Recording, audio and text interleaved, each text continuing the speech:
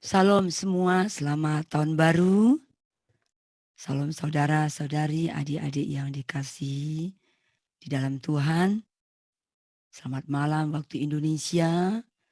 Selamat pagi untuk New York. Selamat siang untuk Eropa. Dan untuk semua teman-teman yang ada di Jerman. Dan selamat datang untuk yang baru pertama sekali mengikuti ibadah persekutuan KTB ini. Salam. Semua karena anugerah Tuhan, kita bersyukur dan berterima kasih kepada Tuhan. Kita dipertemukan kembali di dalam persekutuan KTB ini. Kita bersyukur dan berterima kasih kepada Tuhan. Kita diperbolehkan masuk di tahun 2023 ini. Kita bersyukur dan berterima kasih atas penyertaan Tuhan yang baik, yang setia kepada kita. Dan saya juga bersyukur walaupun keadaan saya saat ini, suara saya kurang begitu baik, namun saya bersyukur dapat bersama-sama dengan saudara-saudari, adik-adik yang dikasihi Tuhan saat ini.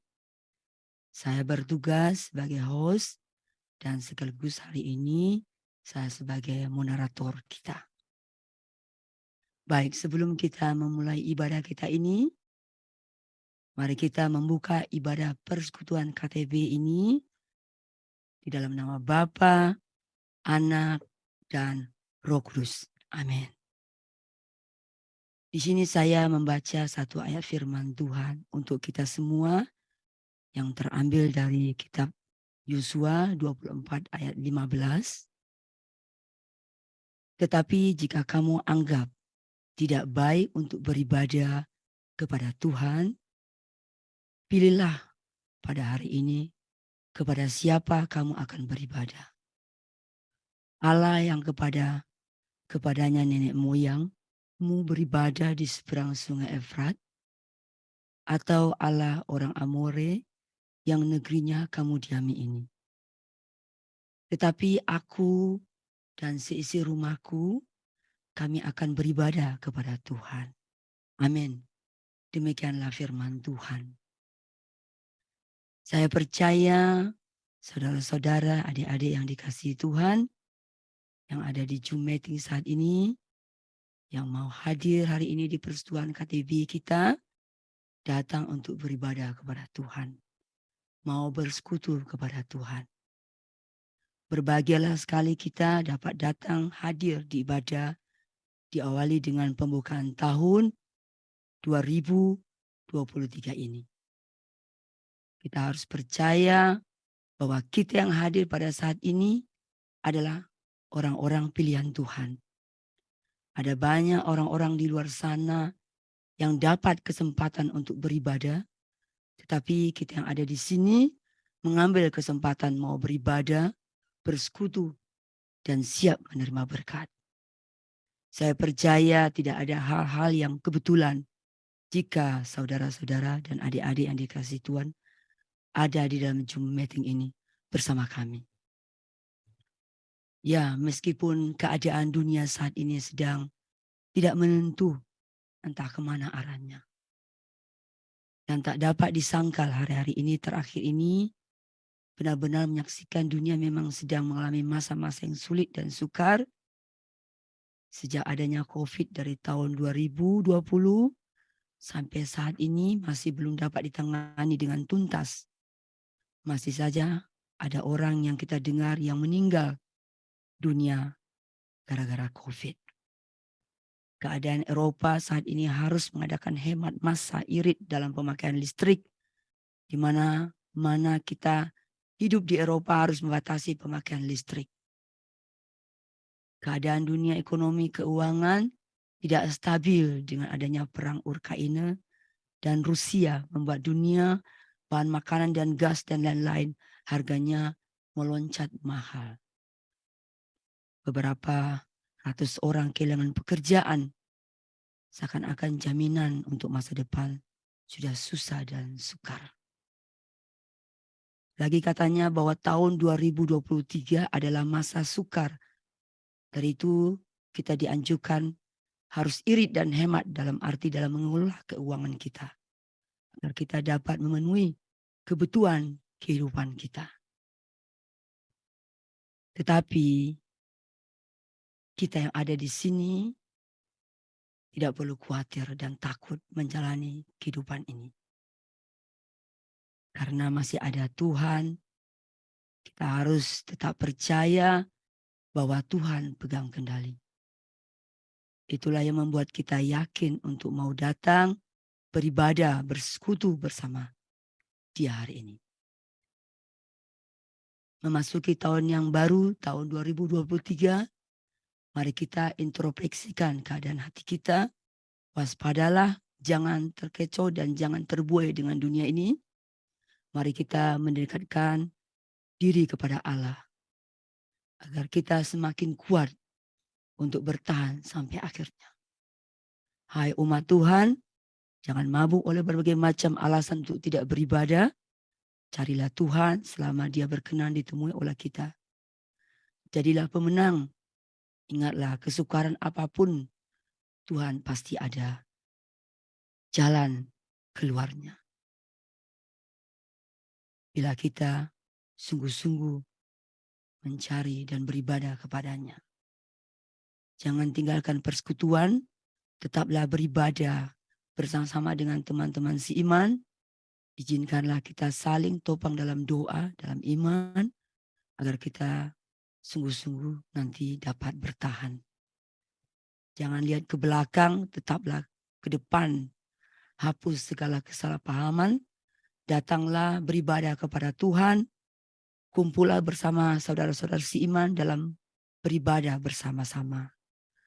Tuhan Yesus sudah mau datang. Hai orang benar, jangan takut memasuki tahun 2023. Tuhan akan selalu menyertai kita. Dari itu saat ini saya akan mengajak semua bersuka cita dan bersorak-sorak menyambut Sang Raja untuk memuji Dia, menyembah Dia, yaitu Tuhan Yesus Juru Selamat dunia kita. Sekarang kita hadir masuk dalam hadirat Tuhan, buka hati kita agar Roh Kudus bekerja setiap kita yang ada di dalam Zoom meeting ini. Siapkan hati kita dan tanggalkan semua yang menjadi beban pikiran kita. Mari kita memfokuskan pikiran dan hati kita untuk memuji dan menyembah Tuhan. Mari dengan pujian yang pertama yang dibawakan oleh Adik Yanti Krans, yaitu dengan kita dan selalu menopang kita di dalam segala situasi. Biarlah kita tetap memuji Dia juga di tahun 2023 nanti. Kita mau percaya Tuhan tetap bersama kita.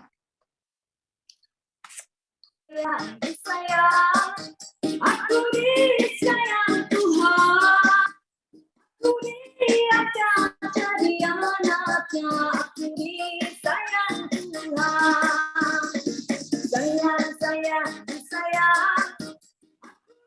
disayang Tuhan, yang kau jadi anaknya, aku disayang Tuhan. Glory, glory, glory, haleluya. Glory, glory, glory, puji Tuhan. Glory, glory, glory, haleluya. Glory, glory, glory, puji Tuhan. Glory, glory, glory, haleluya. Glory, glory, glory, puji Tuhan. Glory, glory, glory, haleluya. Glory, glory, glory, puji Tuhan.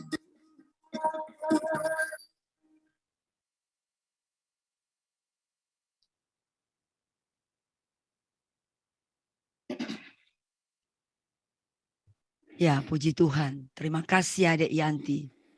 Kalau internetnya kali ya agak terganggu, minta maaf. Tapi kita masih bisa memuji Tuhan. Pujian yang sangat indah sekali. Pujian ini salah satu juga kesukaan saya. Tiga-tiga ini kesukaan saya. Sangat enak sekali dinyanyikan tadi ya. Memang segala puji, hormat, dan syukur hanya pada Tuhan ya. Tidak ada lagi yang dapat disembah selain hanya Dia saja. Dia layak menerima pujian. Dia layak disayang. Ya? Memang Dia adalah Allah yang layak menerima pujian ini. Oke, sebelum kita melanjutkan lagi ibadah kita, mari kita masuki dengan doa pembukaan yang dibawakan oleh saudari kita, Kuana. Silakan, Kuana. Baik, terima kasih. Mari kita sehati dalam doa. Allah Bapa, Tuhan kami Yesus Kristus dan Roh Kudus, puji dan syukur, terima kasih kami kehadirat Tuhan yang Maha Kuasa atas anugerah dan pemeliharaan yang Tuhan berikan bagi kami semua. Terima kasih Tuhan, Engkau adalah Allah yang Maha Pengasih dan Maha Penyayang. Terima kasih Bapa, kasih-Mu yang begitu besar yang telah Engkau berikan kepada kami di masa 2022. Dan terima kasih juga Bapa, kami boleh kembali berkumpul Bapa dengan Zoom online ini Tuhan, untuk menerima apa yang Kau mau sampaikan bagi kami. Bapa yang di surga, kami ucap syukur terima kasih juga Tuhan, di mana kami juga dalam keadaan seperti apa yang juga Tuhan berikan, kami mengucap syukur kami masuk tahun 2023 ini Tuhan dengan penyertaan-Mu.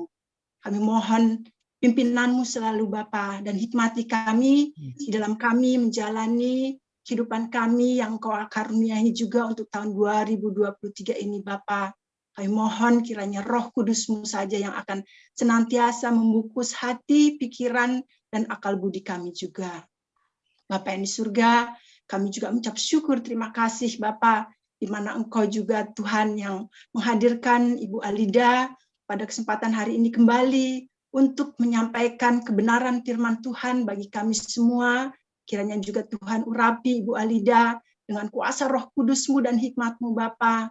Dan kiranya juga kami semua satu persatu yang hadir di Zoom online ini Tuhan, kami mohon juga agar Engkau urapi kami, telinga, mata hati kami Tuhan, untuk mendengar apa yang Kau mau sampaikan, dan berikan kepada kami juga kekuatan Bapa untuk melakukan apa yang menjadi kehendak-Mu. Ya. Kami juga mohon kiranya Tuhan singkirkan segala gangguan-gangguan Bapa yang ada, maupun yang ada di dalam hati kami, dari kesibukan kami sampai tadi juga Tuhan, biarlah kami boleh mengonsentrasikan hati dan pikiran kami Tuhan, untuk ibadah pada kesempatan jam ini. Kami percaya Bapa Engkau hadir di tengah-tengah kami, Roh Kudus-Mu akan mengurapi kami, dan biarlah kiranya juga Tuhan, kami memohon agar kiranya juga lancarkan dari awal, pertengahan, sampai akhir hubungan Zoom ini Bapa. Kami ucap syukur Bapa sekali lagi untuk ibadah pada awal tahun ini juga Tuhan, dan kiranya anugerah dan kasih karunia-Mu saja Bapa yang juga akan mengurapi kami semua pribadi demi pribadi. Bapa yang di surga, terima kasih bahwa Engkau telah mengangkat kami sebagai anak-anak-Mu. Kami ucap syukur terima kasih juga bahwa Engkau yang telah memanggil kami juga Bapa.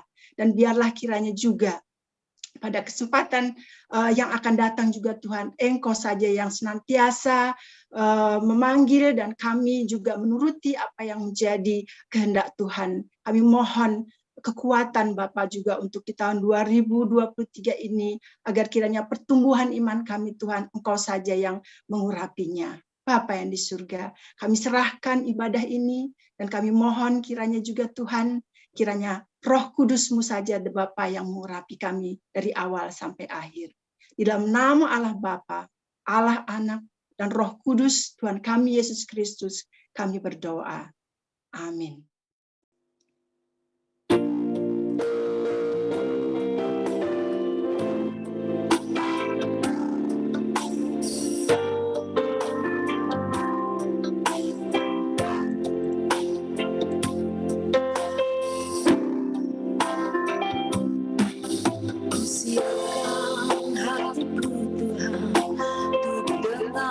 Firman-Mu saat ini.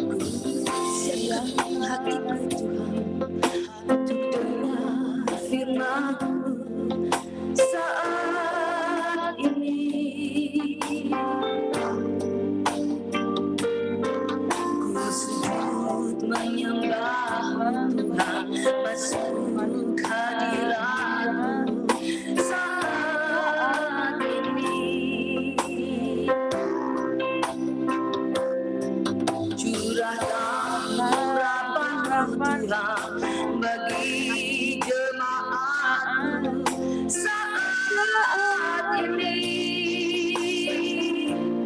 Ku siapkan hatiku Tuhan untuk dengar firman-Mu.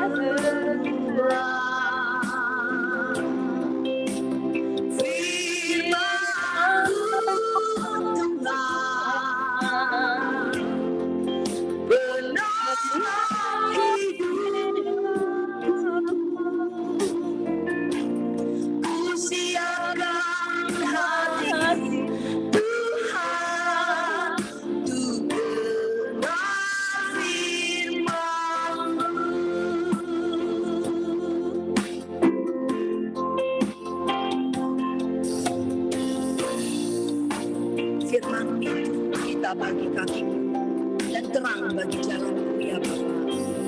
Firman-Mu ya dan amin. Firman-Mu menguatkan kami.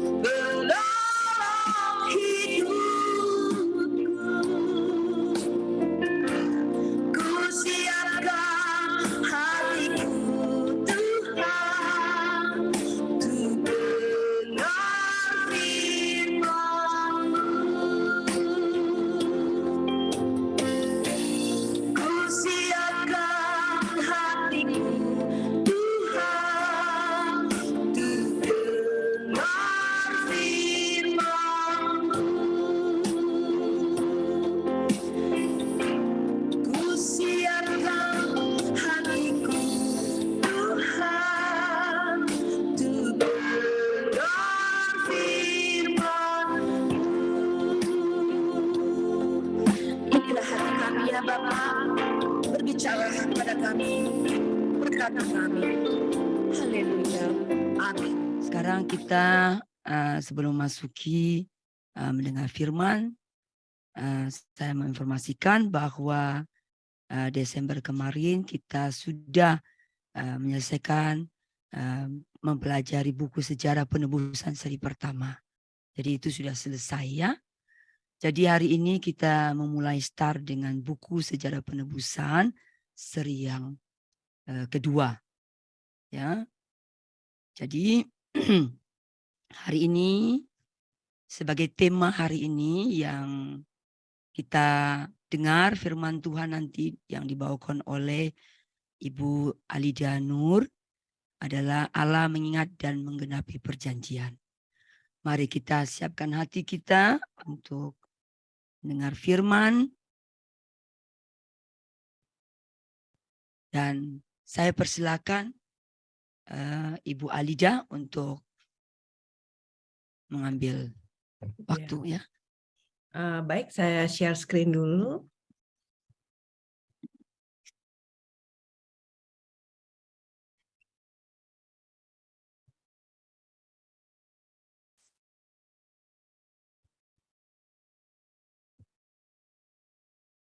Ya, hari ini kita akan mulai membahas buku Sejarah Penebusan yang jilid 2 ya. Dengan judul Allah yang mengingat dan menggenapi perjanjian. Misalkan di sini ada yang masih baru pertama kali join, saya akan jelaskan sedikit ya dengan latar belakang kenapa kita belajar buku sejarah penebusan. Ya, buku utama kita tetap adalah Alkitab. Ya, buku sejarah penebusan adalah buku pendukung untuk kita lebih mengerti isi dari Alkitab. Nah, kalau kita mau lihat mengenai silsilah Yesus Kristus, itu ada di Matius pasal 1. Ya, Matius pasal 1 itu semua isinya mengenai silsilah Yesus Kristus. Itu ada 42 keturunan. Dari Abraham, Ishak, Yakub, terus sampai dengan Yusuf suami Maria dan kemudian Yesus Kristus. Nah, sekarang kita akan melihat bagaimana itu dinubuatkan di Perjanjian Lama. Di silsilah Yesus Kristus di Matius itu tentunya dimulainya kan dari Abraham. Ya, maka itu buku 1 itu bicaranya mengenai ujung-ujungnya mengenai Abraham. Tetapi Abraham ini siapa? Nah, maka buku 1 itu kita membahas mengenai Adam sampai Abraham. Ya, kan tentu manusia pertama Adam, ya kan? Nah, Adam sampai Abraham itu ada 20 keturunan, ya. Di sini kita lihat bagaimana Abraham itu benar-benar asli keturunan dari Adam, Nuh, Adam, anaknya Set, kemudian Nuh, anaknya Sem, itu Abraham. Ya. Dan buku 1 itu adalah mengenai, ujung-ujungnya di akhir buku adalah mengenai panggilan Tuhan kepada Abraham untuk keluar dari Ur Kasdim. Ya. Kemudian buku 2. Buku 2 ini mau cerita bagaimana dengan satu orang Abraham ini bisa menjadi suatu bangsa, yaitu namanya bangsa Israel. Jadi buku 2 ini cerita dari Abraham, Ishak, Yakub, ya. Kemudian dia beranak cucu di Mesir, ya. Kemudian dia keluar di padang gurun, kemudian mereka menaklukkan Kanaan, seperti itu. Jadi sampai menaklukkan Kanaan, ya. Nah, kenapa? Kalau yang namanya satu bangsa, kayak contohnya negara Indonesia, ya, harus ada tiga pokok untuk dibilang yang namanya ini suatu bangsa. Mesti ada rakyat, ya. Kalau rakyatnya cuma sedikit kan belum bisa dibilang rakyat, ya, suatu negara. Jadi mesti banyak ya rakyat ini. Berarti ini harus beranak cucu kan, supaya bisa jadi beranak cucu, supaya bisa disebut bilang ini rakyat, ya kan. Kemudian tentunya perlu tanah, ya kan, untuk suatu negara, ya. Di Jerman, negara di Jerman, ya. Negara Indonesia tentu di Kepulauan Indonesia mesti ada tanahnya, ya. Kemudian yang nomor 3 adalah hukum, ya. Karena untuk suatu negara itu bisa didirikan, bisa berjalan dengan lancar, diperlukan hukum, ya. Semua negara pasti punya hukum masing-masing. Contohnya di negara Indonesia, kita ada namanya berpokok dari Pancasila, ya. Dari 5 sila itu kemudian dibikinlah peraturan yang banyak sekali sampai hari ini, dan tentunya diupdate seperti itu, ya. Begitu juga bangsa Israel, ya. Mereka itu punya dari pokoknya 10 perintah, ya. Dari 10 perintah kemudian menjadi dirincikan satu-satu sehingga menjadi hukum-hukum Taurat seperti itu. Ya, nah maka di buku 2 ini bagaimana kita belajar gimana satu Abraham ini kok bisa menjadi satu bangsa, ya. Nah kemudian di buku ketiga itu ceritanya mengenai bangsa Israel yang sudah di Kanaan. Apa yang terjadi bangsa Israel itu di Kanaan itu bagaimana? Nah karena generasi-generasi yang dulu sudah mati, zamannya Yosua sudah mati, bapak-bapak leluhur yang mati, maka muncullah generasi-generasi muda yang tidak kenal Tuhan, yang tidak pernah melihat mujizat Tuhan, ya. Nah, karena itulah mereka berbuat dosa. Nah, karena berbuat dosa, kemudian Tuhan menghukum mereka, tapi Tuhan juga sangat pengasih sehingga Tuhan juga memberikan tokoh yang bisa menyelamatkan mereka, yaitu lewat hakim-hakim, ya. Nah, dari hakim-hakim, waktu itu kan belum ada kerajaan, ya, masih suatu bangsa Israel, hakim-hakim, dan kemudian ada satu raja dipilih, yaitu Raja Saul, ya. Nah, kenapa mereka minta raja? Karena mereka melihat kok bangsa-bangsa yang lain punya raja, ya. Sedangkan kami bangsa Israel kok nggak punya raja. Rajanya nggak kelihatan, rajanya Tuhan gitu. Sedangkan yang lain punya raja. Jadi mereka minta raja kepada Nabi Samuel, Nabi Samuel itu adalah hakim terakhir, ya. Tapi karena mereka mau lihat, oh, sepertinya keren ya, punya raja ya. Nah, mereka minta raja. Nah, maka raja pertama adalah Raja Saul, ya. Tapi kemudian karena Raja Saul itu tidak taat kepada perintah Tuhan, maka Tuhan mau membuang Raja Saul. Tapi mesti ada penggantinya siapa? Yaitu Daud. Ya, maka kita lihat di buku ketiga itu bagaimana Daud itu dalam proses dari gembala menjadi diangkat menjadi jadi raja gitu. Itu di buku ketiga. Nah, kemudian di buku keempat adalah kisah mengenai Raja Daud dan keturunan-keturunannya yang menjadi raja. Berarti ini cerita mengenai sejarah raja-raja. Ya, dari Raja Daud, Raja Salomo. Nah, karena Salomo akhirnya negaranya menjadi pecah sehingga menjadi Israel Utara dan Yehuda Selatan. Ya, mungkin kalau zaman sekarang itu mungkin kita bilang Korea ya, Korea Utara sama Korea Selatan. Nah, seperti itu, ya kan? Nah, jadi buku keempat itu sejarah raja-raja ini, karena namanya sejarah raja-raja, pasti banyak cerita mengenai raja-raja negara lain. Itu udah pasti karena saling berkaitan, ya. Nah, sampai kerajaan Israel itu hancur dan mereka ditawan ke Babel. Nah, buku kelima itu bagaimana Tuhan memulangkan mereka kembali sehingga mereka bisa kembali ke tanah Israel dan mendirikan lagi bait sucinya Zerubabel sampai kelahiran Yesus. Nah, seperti itu gambaran besarnya, ya. Jadi sekarang kita sudah belajar buku 1 dan sekarang kita akan mulai buku kedua. Nah, di dalam tema hari ini saya akan membahas 2 bagian, ya. Bagian pertama itu bagaimana Yesus adalah aktor utama dari sejarah penebusan. Nah, kita lihat ya, waktu kita sudah belajar buku pertama ya, bagaimana Adam sudah jatuh dosa ya, karena sudah jatuh dosa maka mau tidak mau manusia itu tidak terhindar dari maut. Maka untuk bisa menyelamatkan umat manusia diperlukan sebuah tebusan. Ya, jadi bukan sejarah penyelamatan ya, lebih tepatnya kita bilang sejarah penebusan. Ya, karena kenapa dibilang penebusan? Karena untuk menyelamatkan orang ya diperlukan suatu harga untuk membayar. Jadi harus ada tebusan untuk menyelamatkan orang itu. Maka dibilangnya sejarah penebusan. Nah, tetapi Tuhan ya, ketika sebelum Adam dan Hawa itu diusir di Taman Eden, ya, Tuhan sudah berjanji dulu kepada Adam ya, bahwa nanti penebus akan datang. Ya, lewat mana? Yaitu lewat keturunan perempuan. Nah, sebagai bukti ya bahwa pasti Mesias itu akan datang, maka Tuhan memakaikan mereka kulit binatang. Ya, tolong dibaca Kejadian 3 ayat 21. Kejadian 3 ayat 15. Aku akan mengadakan permusuhan antara engkau dan perempuan ini, antara keturunanmu dan keturunannya. Keturunannya akan meremukkan kepalamu, dan engkau akan meremukkan tumitnya. Iya, di sini Allah lagi bicara dengan ular ya. Jadi maksudnya mungkin kalau bahasa Indonesianya kan keturunanmu kurang gitu jelas ya, tapi kalau dalam bahasa Inggrisnya jelas ya. Maksudnya her seed itu berarti keturunan perempuan ya, yang akan meremukkan kepala setan. Nah, keturunan perempuan di sini adalah maksudnya Yesus Kristus. Kejadian 3:21.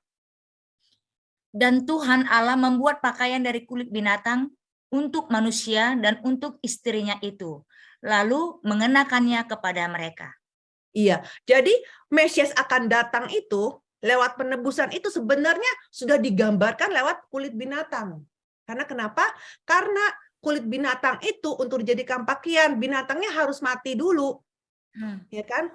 Dan siapa yang memakaikan baju dari kulit binatang ini? Yaitu Tuhan sendiri. Jadi manusia yang telanjang itu kan malu, ya. Sama Allah ditutup dengan kulit binatang. Jadi maksudnya apa? Ini adalah gambaran bagaimana darah Yesus menutup dosa manusia. Itu seperti itu. Jadi sudah ada gambarannya bahkan di Kejadian pasal 3 ini. Ya. Nah, Yesus Kristus ya, yang nanti akan datang sebagai keturunan perempuan, dia datang untuk apa? Datang untuk membayar tebusan bagi semua orang berdosa. Nah, kepada siapa? Mau menyelamatkan siapa? Yaitu menyelamatkan orang-orang yang memang sudah dipredestinasi, yang sudah ditakdirkan untuk menerima penyelamatan. Kita baca ayatnya, Bu. Efesus 1 ayat 4 sampai dengan 5. Sebab di dalam Dia Allah telah memilih kita sebelum dunia dijadikan, supaya kita kudus dan tak bercacat di hadapannya. Amin. Dalam kasih Ia telah menentukan kita dari semula oleh Yesus Kristus untuk menjadi anak-anaknya, sesuai dengan kerelaan kehendak-Nya. Iya, ayat berikutnya, Bu. 2 Timotius 1 ayat 9. Dialah yang menyelamatkan kita dan memanggil kita dengan panggilan kudus, bukan berdasarkan perbuatan kita, melainkan berdasarkan maksud dan kasih karunia-Nya sendiri, yang telah dikaruniakan kepada kita dalam Kristus Yesus sebelum permulaan zaman. Ya, jadi jelas sekali di sini sebelum permulaan zaman. Jadi sudah ditakdirkan, ya. Nah, cara membayarnya bagaimana? Yaitu lewat darah Yesus Kristus. Dibaca. 1 Petrus 1 ayat 18-19, sebab kamu tahu bahwa kamu telah ditebus dari cara hidupmu yang sia-sia, yang kamu warisi dari nenek moyangmu itu, bukan dengan barang yang fana, bukan pula dengan perak atau emas, melainkan dengan darah yang mahal, yaitu darah Kristus yang seperti darah anak domba yang tak bernoda dan tak bercacat. Ya. Nah, jadi karena Yesus sudah membayar dengan darahnya, maka orang-orang yang telah ditebus itu menjadi milik Kristus. Ya. Kalau saya baca ayatnya 1 Korintus 16 ayat 19 sampai 20, sebab kamu telah dibeli dan harganya telah lunas dibayar. Karena itu muliakanlah Allah dengan tubuhmu. Ya, maka sejarah penebusan itu terus mengalir dengan tujuan akhirnya apa? Dengan tujuan akhirnya adalah mau menyelamatkan orang-orang kudus. Jadi seluruh dunia, sejarah dunia ini dibangun di atas sejarah penebusan dengan berpusatkan pada Yesus Kristus. By the way, tadi mati ya memang ya? Apa gimana? Tadi suaranya tiba-tiba hilang? Oh iya, tadi suaranya tiba-tiba hilang. Oh iya, oke. Iya, Ibu. Takutnya saya doang yang nggak dengar gitu. Ya, oke. Iya, saya dengar. Nanti Nah, coba dilihat ya. Oke, nah sekarang kita lihat sini. Nah, Alkitab berkata bahwa Yesus itu adalah rahasia Allah. Yesus adalah rahasia Allah. Tolong dibaca, Bu. 1 ayat 26 sampai 27, yaitu rahasia yang tersembunyi dari abad ke abad dan dari turunan ke turunan, tetapi yang sekarang dinyatakan pada orang-orang kudusnya. Kepada mereka Allah mau memberitahukan betapa kaya dan mulianya rahasia itu di antara bangsa-bangsa lain, yaitu Kristus ada di tengah-tengah kamu. Kristus yang adalah pengharapan dan akan dan kemuliaan. Iya. Akan kemuliaan. Iya, jadi Yesus adalah rahasia katanya. Ya, rahasia.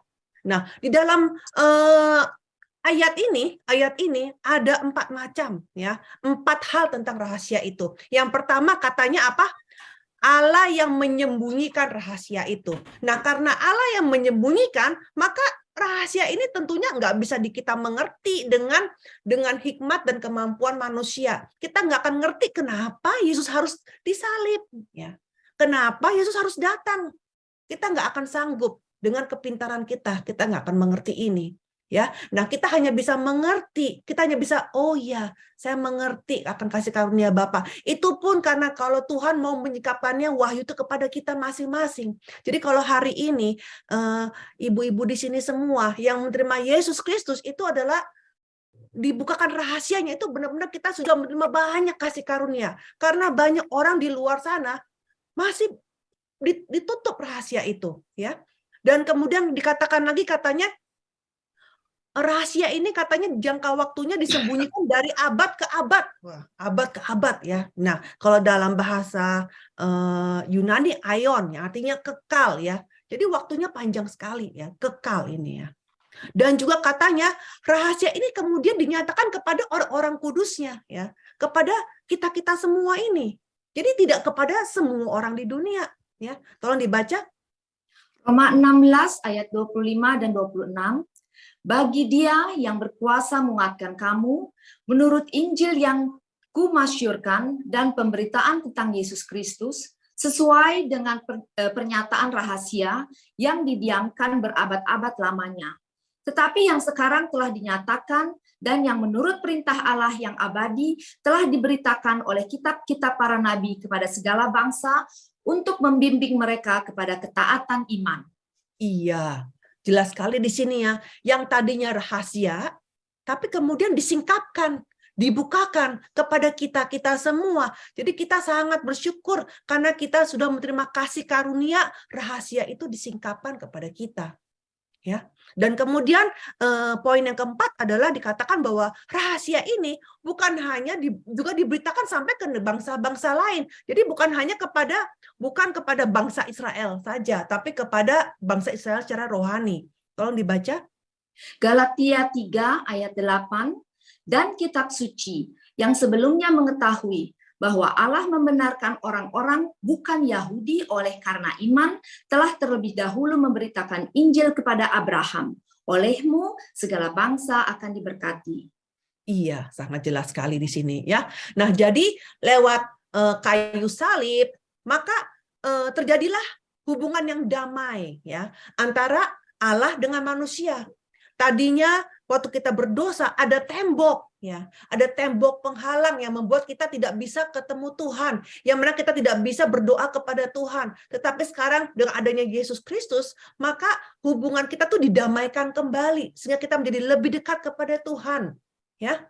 Dan pada waktu itu Yesus di kayu salib berkata apa? Sudah selesai. Jadi Yesus itu menjadi penggenap lewat kematiannya di atas kayu salib. Tolong dibaca Efesus 2 ayat 13-18. Efesus 2 ayat 13 sampai 18.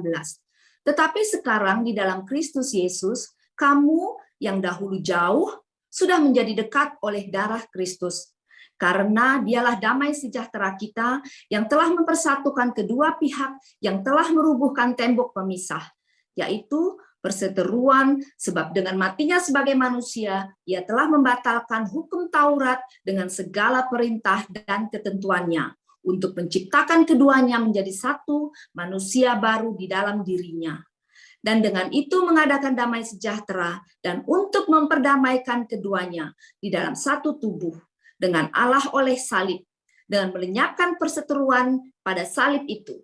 Ia datang dan memberitakan damai sejahtera kepada kamu yang jauh dan damai sejahtera kepada mereka yang dekat, karena oleh Dia kita kedua pihak dalam satu roh beroleh jalan masuk kepada Bapa.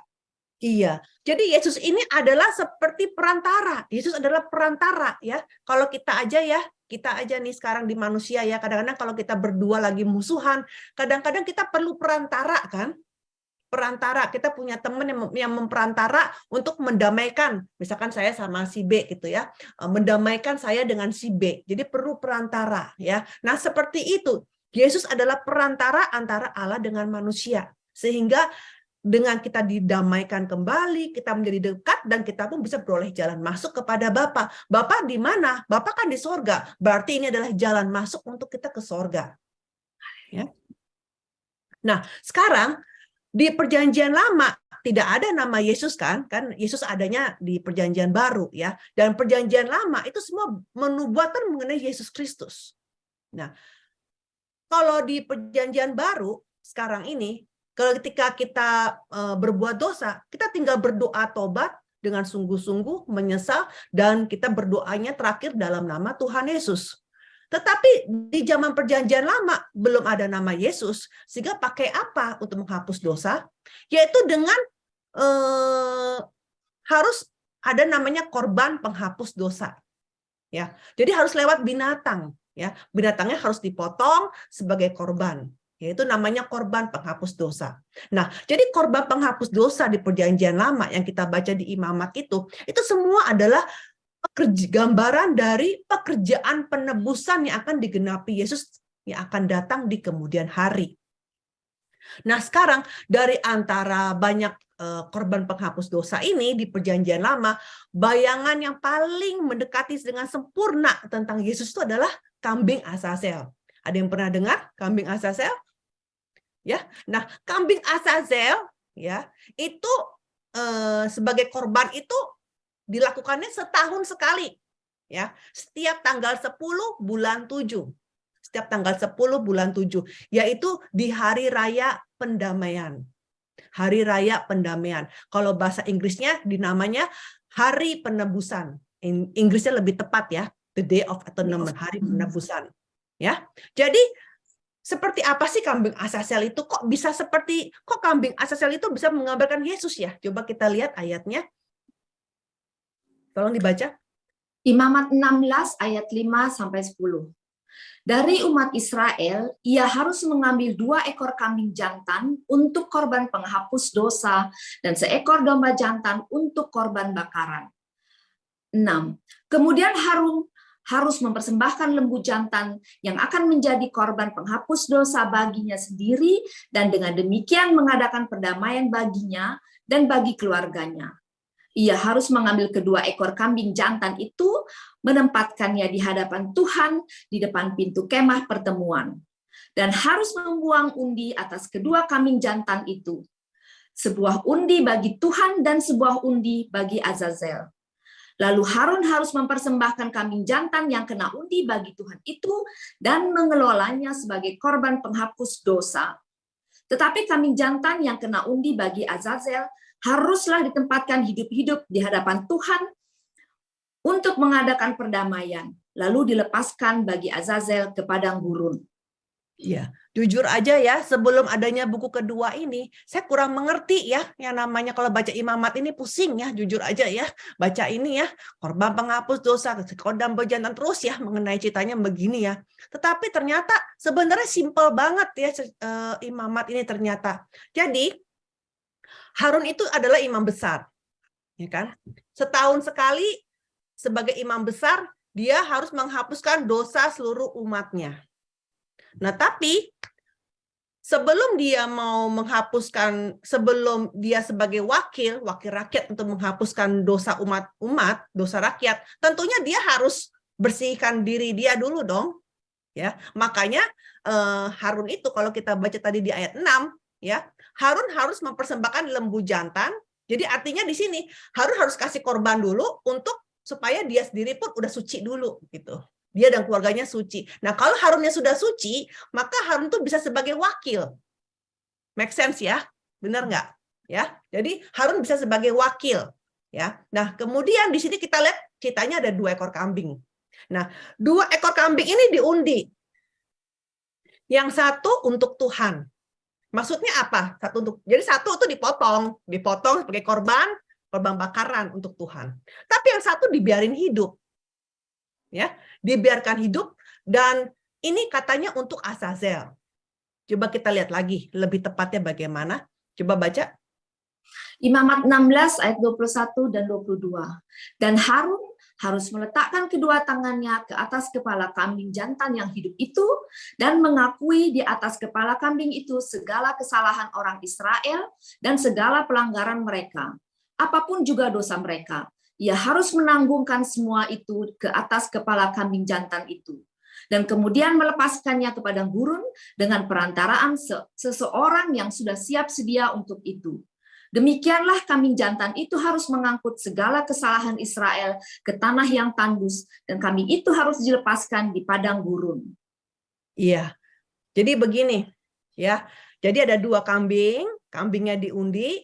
Kalau satu ini untuk Tuhan ya, berarti tinggal sebagai korban bakaran, itu dipotong, selesai. Nah, sekarang bagaimana yang hidup ini? Ternyata yang hidup ini, kambing yang hidup ini, ya, Harun itu menaruh tangannya ke atas kepala kambing, dan dia bilang, ini kambing itu menanggung semua dosa umat Israel. Ini satu kambing loh ya, menanggung semua dosa umat Israel. Jadi ditransfer ya.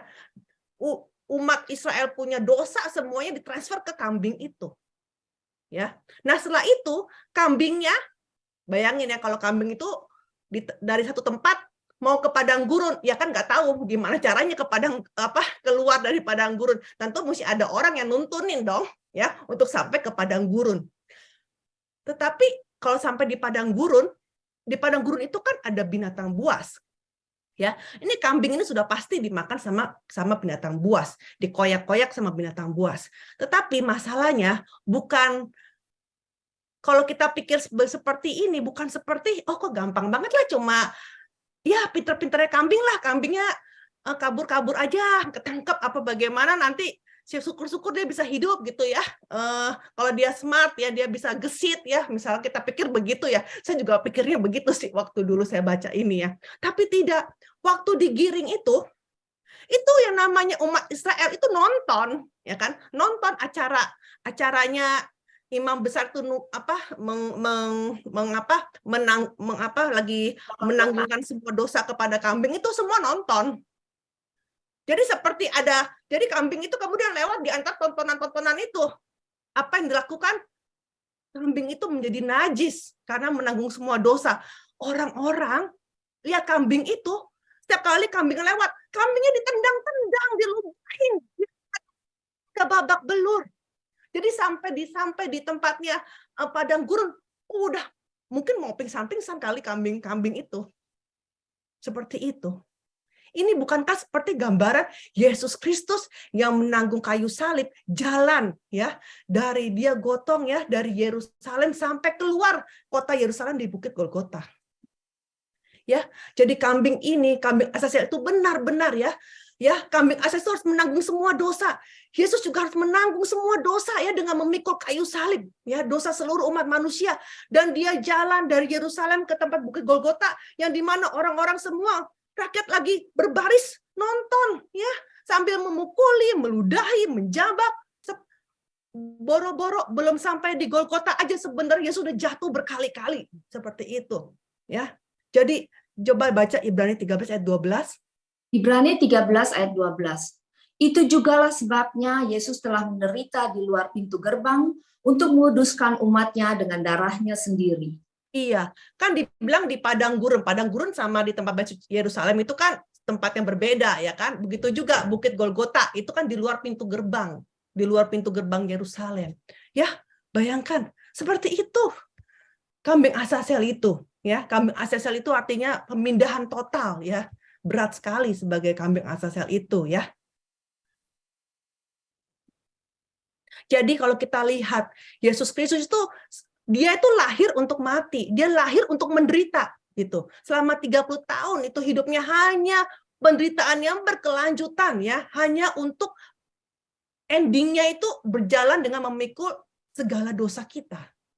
Ya. Yesaya 53 ayat 5. Yesaya 53 ayat 5. Tetapi dia tertikam oleh karena pemberontakan kita, dia diremukkan oleh karena kejahatan kita. Ganjaran yang mendatangkan keselamatan bagi kita ditimpakan kepadanya, dan oleh bilur-bilurnya kita menjadi sembuh. Iya. Nah, jadi kita ini ya benar-benar harus berhutang budi sama Yesus itu ya, yang mana sebenarnya kita tidak bisa bayar seumur hidup. Ya, maka kita ini kalau sudah kenal Yesus, kita harus sangat-sangat mengasihi Yesus ya seumur hidup kita. Kita harus hidupnya dengan memuliakan nama Yesus ya, karena Yesus itu adalah sumber ya. Ini adalah inti dari Injil agama Kristen. Karena tanpa kayu salib ini bukan agama Kristen. Ya. Nah, sekarang bagian kedua kita akan membahas mengenai penyelenggaraan sejarah penebusan dan juga perjanjian. Nah, perjanjian ya. Nah, sekarang kan buku Alkitab aja namanya Perjanjian Lama dan Perjanjian Baru. So, it's talking about the covenant, bicara mengenai perjanjian. Isinya hanya perjanjian saja Alkitab itu. Nah, untuk supaya menyambungkan pekerjaan penyelamatan Tuhan, maka harus ada yang namanya mata rantai untuk nyambungin dari zaman ke zaman. Nah, mata rantainya itu apa? Yaitu perjanjian.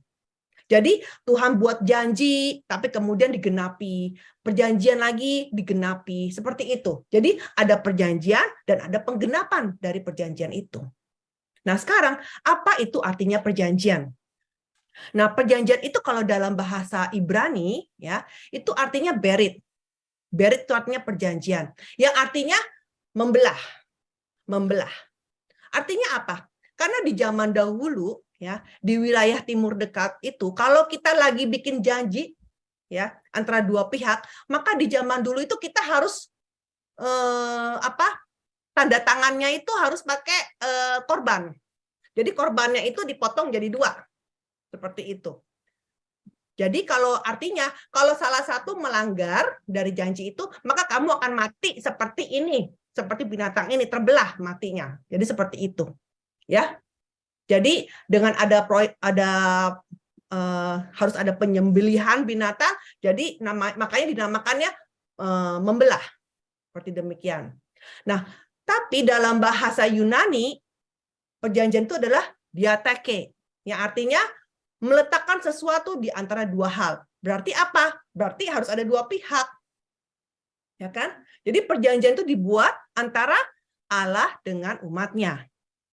Dan juga ternyata diatheke ini selain dipakai sebagai perjanjian, itu juga artinya adalah wasiat.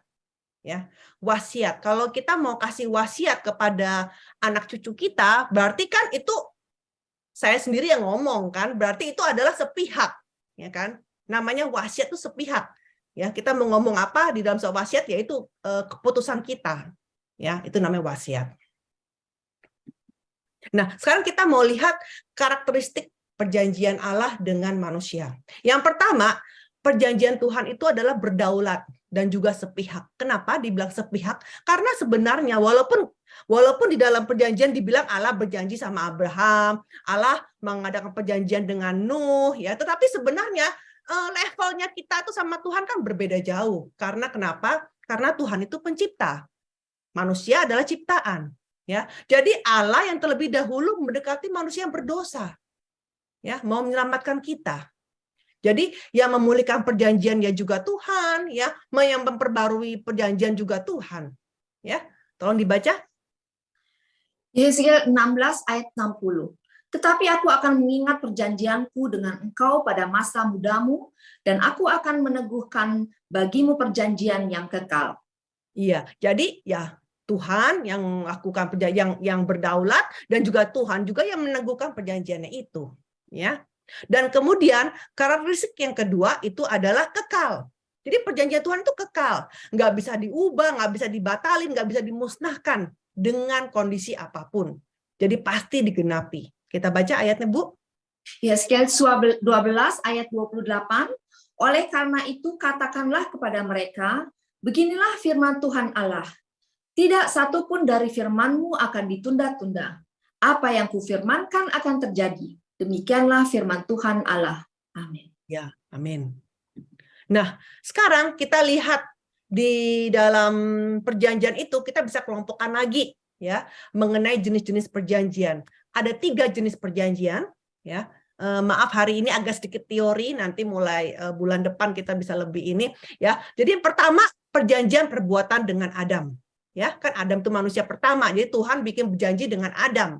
Nah, kenapa kita bilang disebut perjanjian perbuatan? Ya, karena hidup matinya Adam itu tergantung sama perbuatannya si Adam. Apakah dia mau taat atau tidak taat? Kalau kamu taat, kamu hidup kekal. Kamu tidak taat, kamu mati. Seperti itu. Maka disebutnya perjanjian perbuatan dengan Adam. Tapi kemudian Adam tidak taat. Ya, jadi perjanjian ini gugur, ya, perjanjiannya gugur. Nah, karena itu ada lagi namanya perjanjian penebusan.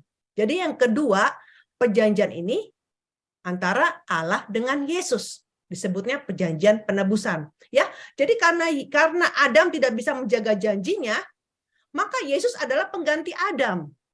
Ya, jadi dia harus menjaga perjanjian perbuatan yang tidak dijaga Adam. Tapi untuk sebagai pengganti Adam, jadi harus ada syaratnya, yaitu apa? Yesus harus memakai kemanusiaannya. Ya, jadi bukannya Allah turun sendiri gitu ke bumi, kakinya ngambang gitu ya, nggak perlu makan, nggak perlu minum, nggak apa, jadi benar-benar rohani gitu, tidak. Karena dia sebagai pengganti Adam, maka dia harus memakai kemanusiaan dia. Ya, dia harus datang ke bumi, lahir sebagai keturunan perempuan. Ya, maka Yesus di bumi ini selama 30 tahun dia benar-benar Allah sejati, tapi juga dia manusia sejati.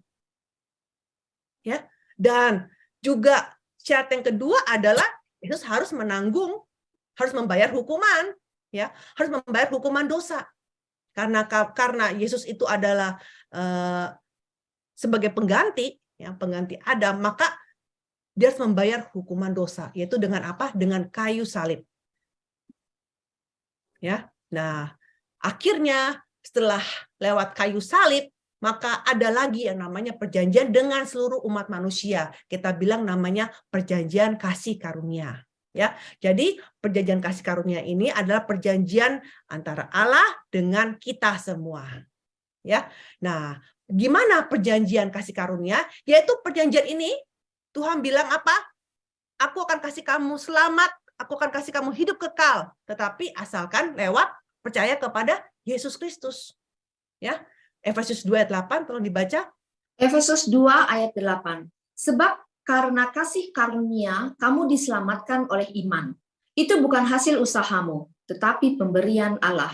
Ya, iman kepada Yesus Kristus. Jadi kalau mau diselamatkan, hidup kekal, syaratnya apa? Harus dengan percaya kepada Yesus Kristus sebagai juru selamat. Ya. Nah, sekarang wahyu yang tadi ya mengenai keturunan perempuan itu kan menampakkan kehendak Allah, ya, yang mana Allah mau menyelamatkan manusia, yang mana Mesias akan datang untuk menebus kita, ya. Nah, wahyu ini tentunya semakin dari zaman ke zaman itu terus berkembang, ya. Dan Tuhan juga bikin perjanjian juga dengan Nabi Nuh, dengan Abraham, dengan Musa, dengan Daud, dengan Nabi Yeremia dan juga Nabi Yeskel, ya. Tetapi dari antara tokoh-tokoh ini, ya, kepada Abraham ini Tuhan bikin janjinya 7 kali. Allah membuat perjanjian kepada Abraham 7 kali. Kalau yang lain tadi hanya sekali-sekali, ya. Tetapi kepada Abraham ini spesial sebanyak 7 kali. Makanya kenapa kita mau belajar mengenai Abraham ini, ya. Nah, apa saja 7 kali? Kita lihat di sini, ya. Saya baca seini aja, ya. Jadi perjanjian dengan Abraham itu ada 7 kali, yaitu pertama ketika dia waktu keluar dari Haran, ya. Jadi Allah memanggil Abraham dan dia membuat janjinya yang pertama di Kejadian 12 ayat 1 sampai 3. Ini di screenshot aja, ya, karena kan banyak kalau catat susah, ya. Kemudian yang kedua, Allah menjanjikan tanah Kanaan untuk pertama kalinya di Kejadian 12 ayat 7, ya. Kemudian yang ketiga, Allah menjanjikan tanah Kanaan dan juga keturunan di Kejadian pasal 13 ayat 15 sampai 18. Kemudian yang keempat, Allah menegaskan lagi janjinya mengenai keturunan dan juga tanah Kanaan lewat perjanjian suluh, itu di Kejadian pasal 15. Kemudian nomor 5, Allah membuat perjanjian sunat di Kejadian 17 ayat 9 sampai 14. Kemudian 6, Allah sekali lagi menjanjikan kelahiran Ishak di Kejadian 18 ayat 10. Dan yang terakhir, setelah Abraham mempersembahkan Ishak, Allah memberikan penegasan terakhir atas semua perjanjian-perjanjian yang sudah dibuatnya dengan Abraham sejauh ini. Itu ada di Kejadian 22 ayat 15 sampai dengan 18. Nah, dari ketujuh ini semua, yang paling penting itu adalah nomor 4, yaitu perjanjian suluh. Kenapa paling penting? Kok nggak nomor 7 gitu kan? Nomor 7 kan ini kan Abraham sudah mempersembahkan Ishak, dan apalagi ini perjanjian terakhir, ya. Kenapa nomor 4 lebih penting dari semuanya? Karena ya ini dulu deh. Perjanjian-perjanjian yang dibuat dengan Abraham itu pada akhirnya menjadi titik pusat dari sejarah penebusan. Jadi sejak Abraham ini kemudian kan keturunan-keturunan Abraham, ya. Jadi di sini kita lihat bagaimana ketika bangsa Israel itu diselamatkan dari perbudakan di Mesir, ya. Kemudian bagaimana mereka menaklukkan Kanaan, mereka membangun kerajaan, itu semua Allah tolong mereka karena berdasarkan perjanjian dengan Abraham. Ya, tolong dibaca. Keluaran 2 ayat 24. Allah mendengar mereka mengerang, lalu ia mengingat kepada perjanjiannya dengan Abraham, Ishak dan Yakub. Ini ya, ini ceritanya waktu di Mesir, ya, karena penindasan bangsa Mesir terlalu hebat, jadi mereka mengerang, mereka susah, ya, mereka teriak gitu, ya. Maka Tuhan mengingat perjanjiannya dengan Abraham, Ishak dan Yakub. Ya, terus Ulangan 9 ayat 5. Bukan karena jasa-jasamu atau karena kebenaran hatimu engkau masuk menduduki negeri mereka, tetapi karena kefasikan bangsa-bangsa itulah Tuhan Allahmu menghalau mereka dari hadapanmu, dan supaya Tuhan menepati janji yang diikrarkannya dengan sumpah kepada nenek moyangmu, yaitu Abraham, Ishak, dan Yakub. Iya, ini ceritanya Musa. Musa kasih tahu nih kepada generasi kedua bangsa Israel. Kalian ini bisa sampai di Kanaan, itu bukan karena kamunya orang baik, atau karena kamu jasa-jasa kamu, bukan. Kamu bisa ada di Kanaan ini, itu karena memang orang Kanaan itu berdosa. Sehingga mereka dapat upahnya, yaitu Tuhan usir mereka dari tanah mereka. Dan juga itu karena Tuhan ingat sama sumpahnya kepada nenek moyang kamu. Jadi seperti itu, Musa mengingatkan kepada generasi kedua bahwa ini kamu bisa nyampe di sini, ini bukan karena jasa-jasa kamu, tapi karena Tuhan ingat kepada perjanjiannya. Ya, nah tadi saya bilang sebelumnya, dari antara 7 perjanjian ini, yang paling terpenting adalah perjanjian suluh. Kenapa? Nomor 1, karena di dalam perjanjian itu ada suluh lewat di antara potongan-potongan daging. Itu ada gambarnya. Jadi jelas banget ya kalau lihat dari gambarnya itu ya. Ketika itu Abraham disuruh sama Tuhan mempersiapkan korban bakaran, ya. Dan setelah itu Tuhan bilang suruh dia potong jadi 2. Kecuali burung, ya, burung tekukur dan burung merpati itu tidak dibagi 2, ya. Nah, ketika dipotong jadi 2, kemudian tiba-tiba ada suluh lewat di antara tengah-tengah itu, ya, ada potongan itu lewat di antaranya di tengah. Tadi kan ada artinya perjanjian kan, perjanjian diateke, artinya di tengah antara 2 pihak seperti itu.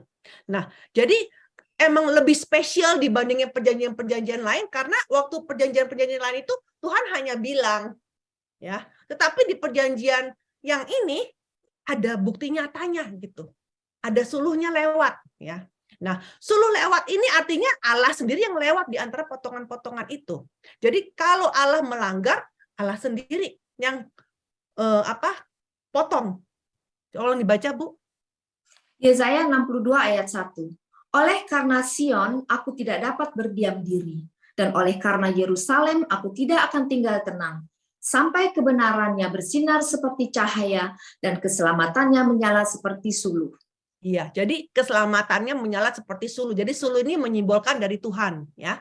Ya, jadi kalau saya lihat nih, kita baca ya Kejadian 15 ayat 17 sampai 18, saya baca, ketika matahari telah terbenam dan hari menjadi gelap, maka kelihatanlah perapian yang berasap beserta suluh yang berapi lewat di antara potongan-potongan daging itu, ya. Jadi Tuhan yang lewat di antara potongan itu, ya. Kemudian tadi ayat ini dibilangnya, maka kelihatanlah perapian yang berasap beserta suluh yang berapi, ya. Jadi ada bukti fisiknya begitu, ya. Di antara di perjanjian suluh ini ada bukti fisiknya. Nah, kemudian kenapa ini penting perjanjian suluh? Karena perjanjian ini adalah perjanjian yang paling nyata untuk membangun kerajaan Allah. Dari Abraham menjadi suatu bangsa. Ya, nyata sekali ini, ya. Dari satu orang menjadi satu bangsa. Yang mana Tuhan isi dari perjanjian suluh ini, Tuhan berjanji bahwa mau memberikan tanah dan keturunan supaya menjadi suatu bangsa. Ya. Nah, sekarang perjanjian suluh ini memang betul diberikan kepada Abraham. Tetapi perjanjian suluh ini bukan hanya kepada Abraham saja, ya, tetapi juga kepada keturunan Abraham secara rohani, yang mana kita diselamatkan lewat iman yang percaya kepada Yesus Kristus. Tolong dibaca ayatnya. Galatia 7 ayat 26 sampai 29. Sebab kamu semua adalah anak-anak Allah karena iman di dalam Yesus Kristus. Karena kamu semua yang dibaptis dalam Kristus telah mengenakan Kristus.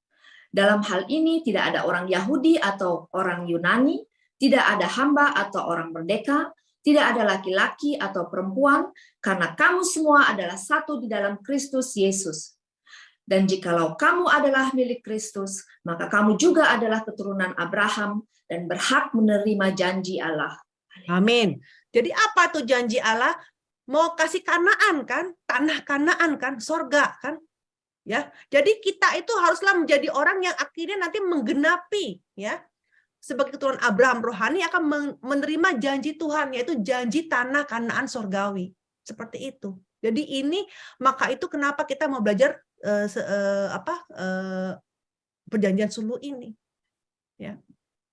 Nah, jadi kita sampai hari ini kita selesaikan dulu pelajaran hari ini. Bulan depan kita akan belajar mengenai isi dari perjanjian sulhu secara lebih mendetail. Ya, nah sekarang mari kita menjadi orang-orang yang menggenapi perjanjian Tuhan ini dengan sungguh-sungguh mengharapkan kerajaan Allah dan juga kita percaya kepada Yesus Kristus sebagai juru selamat kita. Mari kita berdoa. Bapa yang ada di sorga, kami hendak mengucapkan terima kasih Bapa karena Kau telah memberikan kami firman-Mu pada hari ini. Bapa, ketika perjanjian sulhu ini diberikan kepada Abraham di Kejadian pasal 15, sebelumnya Tuhan berkata kepada Abraham di Kejadian 15 ayat 1, "Jangan takut, Abraham, akulah perisaimu." Bapak, biarlah kata-kata itu Bapak juga Tuhan panggil kepada kami semua masing-masing di sini. Jangan takut, akulah perisaimu. Biarlah kiranya Bapak di tahun 2023 ini Bapak, walaupun orang-orang bilang masa ini adalah tahun yang sulit ya Bapak, tetapi kami tidak takut ya Bapa, karena Engkaulah perisai kami ya Bapa, yang mana Engkau menjaga kami Bapa sampai akhir, dan kami bisa menjadi penggenap-penggenap dari janji itu, dan kami bisa menerima janji tanah kanan sorgawi. Dalam nama Tuhan Yesus kami berdoa. Amin. Puji Tuhan. Puji Tuhan. Ya, Shalom. Terima kasih Ibu Alida. Atas nama Persekutuan KTB, saya mengucapkan sangat-sangat terima kasih untuk Ibu Alida yang melayani dan menyampaikan firman untuk hari ini. Firman-Nya yang tadi terkesan untuk saya dari Efesus 2 ayat 8. Sebab karena kasih karunia kamu diselamatkan oleh iman itu bukan hasil usahamu, tapi karena pemberian Allah. Ya, saya juga mau berterima kasih untuk Ibu Heni yang juga dengan selalu setia mendampingi dalam persekutuan KTB ini. Supaya Tuhan sendiri yang memberkati, membalas, dan memeliharakan untuk setiap pelayanan Ibu Alida dan Ibu Heni dimanapun berada. Dan untuk teman-teman yang mengambil bagian dari pelayanan untuk hari ini, saya juga mau mengucap terima kasih Tuhan yang membalas untuk segala upaya dan jerih payahnya dan waktu yang diberikan, dan semoga semakin semangat dalam melayani Tuhan kita Yesus Kristus. Tuhan memberkati. Dan untuk terima kasih juga untuk teman-teman yang menghadiri untuk kebaktian hari ini juga, yang dari manapun berada. Kami sangat mengucapkan terima kasih. Dan sekarang ada pemberitaan persekutuan dari KTB untuk kebaktian kita yang akan datang. Dilaksanakan pada hari Minggu tanggal 5 Februari 2023. Ibadah masih lewat virtual Zoom.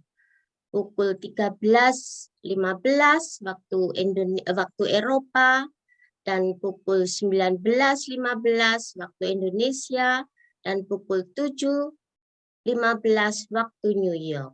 Dan pembawa dan pembicara tetap Ibu Alida Nur Dimentri. Karena mata pelajaran firman Tuhan yang baru kita dengar ini ada sambungannya, berkesinambungan, maka kami mengharapkan kehadiran Bapak Ibu Saudara untuk hadir di bulan depan. Dan kita memulai dengan buku seri kedua. Jadi diharapkan untuk kedatangannya kembali. 2 Korintus 9 ayat 7, hendaklah masing-masing memberikan menurut kerelaan hatinya, jangan dengan sedih hati atau dengan paksaan. Sebab Allah mengasihi orang yang memberi dengan sukacita. Kami Persekutuan KTB mengucapkan terima kasih banyak. Tuhan Yesus memberkati. Kembali kepada moderator Kak Murni. Terima kasih. Terima kasih Ade atas pemberitaan KTB. Terima kasih juga untuk Ibu Alida Firman yang sangat Takjub ya mendengar hal ini. Saya juga baru dengar tentang kambing yang 2 ya. Kambing yang hidup dan kambing yang 1 untuk penebusannya. Luar biasa sekali. Tapi nanti akan ada tanya jawab, mungkin ada lagi tambahan mungkin dari Ibu Heni nanti ya. Tapi kita lanjutkan dulu ibadah. Nanti terakhir baru ada tanya jawab. Baik.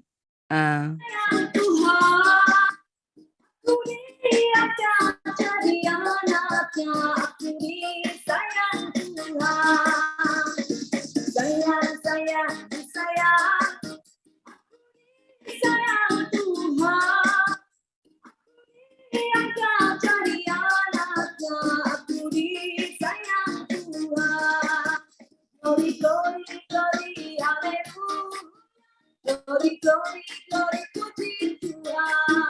Glory, glory, glory, haleluya. Glory, glory, glory, puji Tuhan.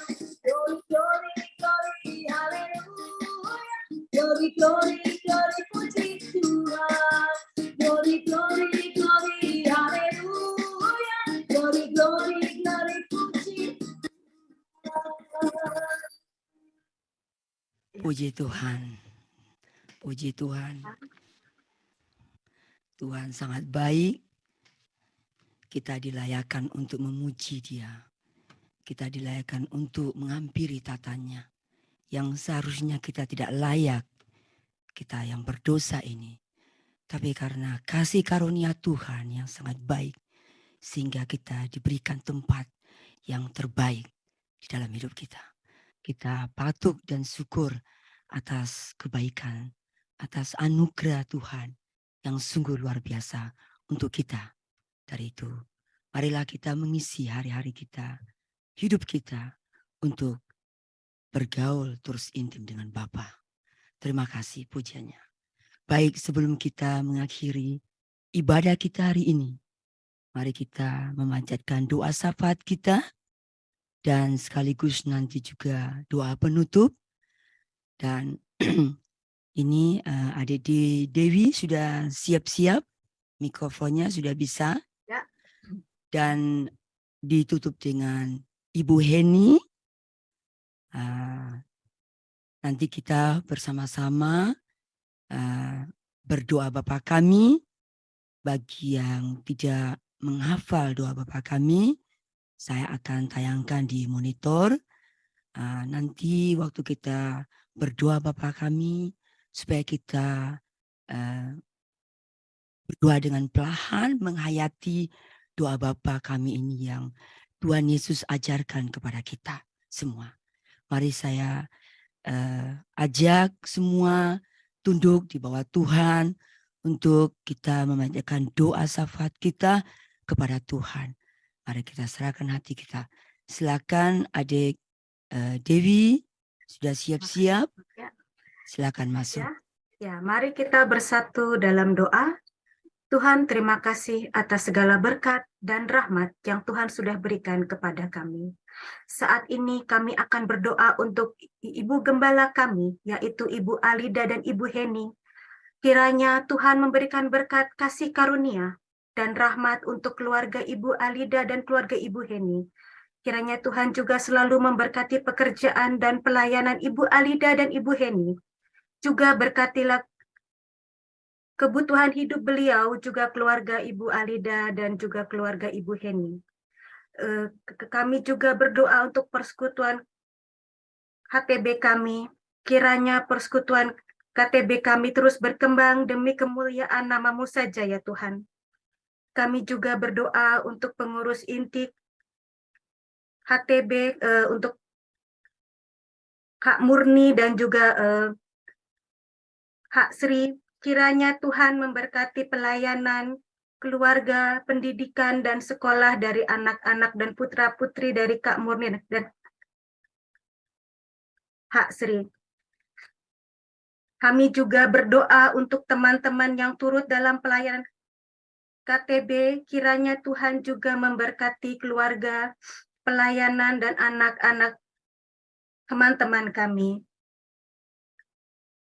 Kami berdoa untuk teman-teman yang saat ini hadir dalam kebaktian KTB ini, kiranya Tuhan selalu menyertai dan memberkati teman-teman semua.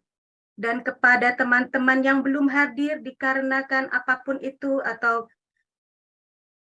kendala, kiranya Tuhan campur tangan agar mereka dapat mengikuti kebaktian KTB kami. Tuhan, kami juga berdoa untuk teman-teman yang sedang sakit akut, yang saat ini sedang mengikuti ibadah ini. Kami mohon Tuhan, Tuhan menyembuhkan segala sakit penyakit teman-teman dan menguatkan ke kami secara rohani dan jasmani dalam menghadapi segala macam ujian dan cobaan di dalam kehidupan kami. Di sini kami juga berdoa untuk perang Ukraina dan Rusia. Kiranya roh Tuhan turut bekerja agar kedua pemimpin negara tersebut mendapat hikmat daripada-Mu saja ya Tuhan untuk mengakhiri perang tersebut. Di sini kami juga berdoa untuk para refugi atau vluchtelinge. Kiranya Tuhan memberikan berkat, penghiburan dan kekuatan baik secara rohani maupun jasmani. Kami berdoa untuk gereja Tuhan dan relawan yang membantu para refugi atau vluchtelinge. Kiranya Tuhan juga memberikan berkat, hikmat, dan kekuatan untuk gereja-gereja Tuhan dan para relawan agar mereka terus menyebarkan kasih-Nya dimanapun mereka berada.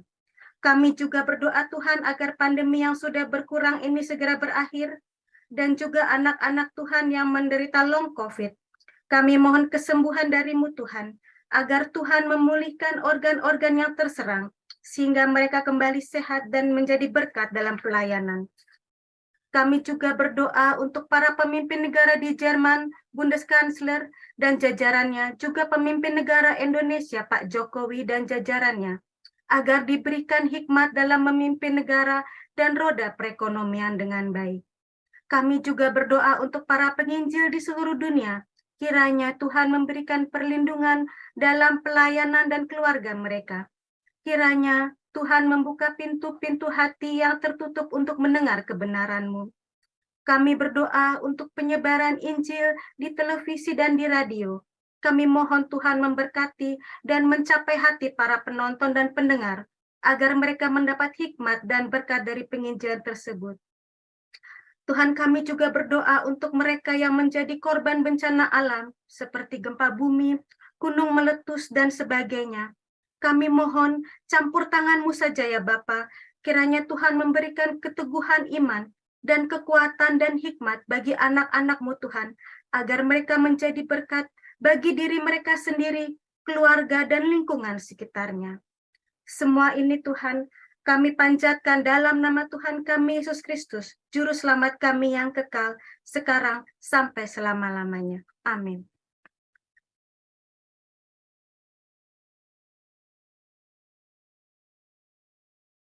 Sekarang kita masuk.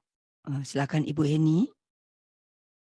Oke, oh saya tutup mute-nya ya, maaf. Sebelum kita doa penutup, izinkan saya mengucapkan selamat ulang tahun yang keempat buat KTB. Tentunya kita telah melihat bagaimana kasih karunia Tuhan di dalam persekutuan KTB ini, di mana Tuhan telah memeliharanya ya. Dan saya berharap kepada semua tim yang bekerja di dalam persekutuan KTB, kalian harus hidup di dalam roh dan kebenaran. Karena apa? Kalau kita tidak dipimpin oleh roh, makanya kita dipimpin oleh kedagingan kita. Jangan sampai, jangan ada perpecahan di KTB ini. Antara semua teamwork pekerja harus bergandengan tangan. Jangan ada yang mundur kalau diberikan tugas. Hati-hati di dalam hal itu. Kenapa? Kalau secara psikologi ya, kalau kalian mundur di dalam pelayanan, berarti ada sesuatu hal. Nah, itu harus dibereskan antara hubungan pribadi kita dengan Tuhan ya. Dan kemudian saya juga ingin berterima kasih kepada Ibu Alida sebagai tim kerja kami dari Sejarah Penebusan ya. Saya sangat bersyukur sekali dari buku pengajaran Sejarah Penebusan banyak mengubah hidup saya. Dulu saya Heni yang lama dengan Heni yang baru, sekarang jelas sekali banyak perubahannya. Di buku Sejarah Penebusan yang kedua ini, terutama saya sering sekali menangis waktu dulu. Saya sering berkata, Tuhan, saya adalah umat Israel yang bebal. Saya juga orang yang tidak berkenan terhadap Tuhan. Sehingga saya pegang janji yang Tuhan berikan kepada Abraham. Itu berlaku untuk kita. Janji yang Tuhan berikan kepada Abraham itu berlaku untuk kita. Nah, tadi Ibu Alida sudah mengajarkan bahwa di perjanjian lama sampai perjanjian baru yang pernah saya ajarkan juga, tokoh utamanya adalah siapa? Tokoh utamanya adalah Yesus Kristus ya. Jadi kita lihat benang merah ya, pelajaran sejarah penebusan ini menunjukkan benang merah yang tadi Ibu Alida berkata apa? Adalah mata rantai ya. Luar biasa Alkitab kita saudara-saudaraku. Ya, karena apa? Karena mencatat hal-hal yang penting. Saya bangga loh jadi orang Kristen. Dulu saya bukan orang percaya, saya umat lain, maksudnya belum menjadi umat kudus Tuhan. Tetapi setelah saya menjadi umat kudus Tuhan, saya melihat, wow, agama Kristen ini sejarahnya itu konkret dicatat di seluruh dunia. Tidak ada yang terlewatkan ya. Nah, luar biasa Alkitab yang kita baca tadi, seperti yang tadi Ibu Murni udah lihat kan videonya, bagaimana gembala kita, baiklah kita mengenal gembala kita. Siapa gembala kita? Adalah Tuhan Yesus ya, yang mau mengajak kita melalui persekutuan ini, kita diberikan firman-firman Tuhan. Kita diajarkan firman-firman Tuhan supaya apa? Membekali kita menjadi umat yang kudus. Nah, tadi kita sudah mempelajari mengenai perjanjian-perjanjian, ada beberapa perjanjian ya, perjanjian Tuhan terhadap manusia dari Adam tadi pertama, kemudian penebusan Tuhan Yesus, terus kita dikasih karunia pada zaman sekarang ya, manusia kita yang berdosa karena kelakuannya Adam, maksudnya Adam dan Hawa waktu itu, sehingga kita membawa warisan dosa itu dan kita ditebus. Nah, alangkah baiknya Tuhan memanggil Abraham. Nah, Abraham ini yang kita pelajari di buku Sejarah Penebusan kedua ini. Yang benar yang kata Ibu Alida tadi itu perjanjian sulu. Nanti bulan depan Ibu Alida akan mengajarkan mengenai perjanjian sulu dari keturunan yang keempat, yaitu Yusuf. Dia akan masuk ke Mesir, tapi Tuhan berjanji dia akan dikembalikan ke tanah Kanaan. Dan nanti dengarkan, itu bagus sekali. Sampai saya juga waktu mendengarkan itu, Bapak Ibu, hebat ya Tuhan, luar biasa ya. Baik, sebelum ini saya akan ajak Bapak Ibu untuk mengakhiri, sebelum ada tanya jawab, saya akan mendoakan ya. Berhubung saya bukan pendeta, saya akan meminta kepada Tuhan untuk memberkati kita semua ya. Jadi berkat itu datangnya dari Tuhan, bukan saya. Ya, memang saya diurapi sebagai anak-anak Tuhan ya. Jadi saya hanya menjadi penyalur. Jadi mari kita satukan hati dalam doa dan ditutup dengan doa Bapa kami ya. Baik, Bapak Surgawi, terima kasih ya Bapak untuk hari ini persekutuan KTB dapat berjalan dengan lancar, dengan baik, itu semua karena kasih anugerah Bapa. Bapa, kami juga bersyukur kalau persekutuan KTB telah berusia 4 tahun, itu semua karena Tuhan yang memelihara persekutuan ini. Bapa, hamba-Mu memohon agar Engkau mengikat setiap teamwork ya, pelayan-pelayan-Mu yang bekerja di KTB agar mereka bisa menangkap isi hati-Mu ya Bapa, untuk mau melayani Engkau.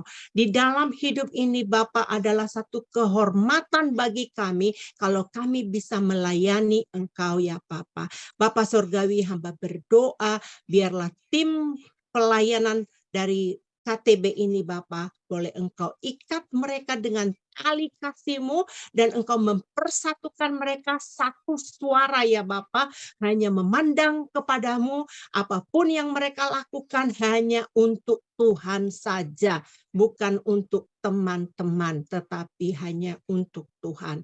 Begitu juga saya dan Ibu Alida ya Bapa, ajar kami terus merendahkan hati kami ya Bapa. Kami mau berbagi di dalam persekutuan KTB ini untuk Bapa menyampaikan kebenaran firman-Mu.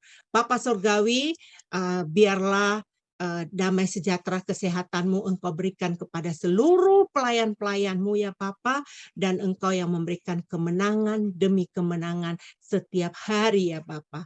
Bapa, kami terus bergantung kepadamu, kami percaya melalui urapan-Mu, kuasa mujizat-Mu, Engkau menyembuhkan Ibu Murni dan Ibu Yanti yang saat ini sedang akut di dalam tenggorokan mereka ya Bapa. Bapa, hamba percaya Engkau yang memulihkan kesehatan mereka ya Bapa. Terima kasih juga untuk teman-teman yang telah hadir di sini Bapa, dan biarlah pelajaran ini mereka bisa bawa pulang dengan mereka mengerti apa tentang pengajaran-pengajaran ini ya Bapa. Begitu juga untuk pengajaran bulan depan, kami serahkan di dalam tangan kasih-Mu. Berkati Ibu Alida secara khusus Tuhan untuk menyampaikan ini kepada kami. Bapak Surgawi, kami rindu, kami mau menerima berkat yang dari surga atas kehidupan kami saat ini ya Bapa. Biarlah Engkau sendiri yang memberkati kami ya Bapa, agar kami menjadi manusia yang kudus, umat-Mu yang kudus, mempersiapkan hati kami agar kami bisa bertemu muka dengan kelak nanti pada hari kedatangan-Mu ya Bapa. Tuhan akan menyinari kita dengan terangnya yang akan menuntun perjalanan hidup kita.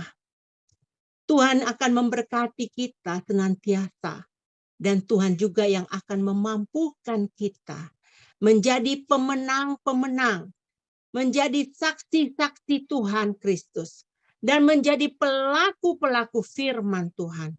Dan kasih karunia Allah Bapa, kasih pengorbanan Tuhan Yesus di kayu salib, dengan persekutuan Roh Kudus ya, yang menolong kami, yang menolong kita semua, akan menyertai kita dari sekarang sampai selama-lamanya.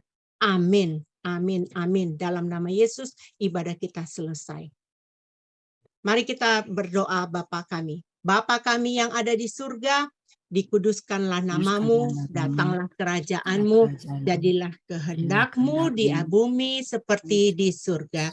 Berikanlah kami pada hari ini makanan kami yang secukupnya, dan ampunilah kami dari kesalahan kami, seperti kami juga mengampuni orang yang bersalah kepada kami. Dan jangan membawa kami ke dalam pencobaan, tetapi lepaskanlah kami daripada yang jahat.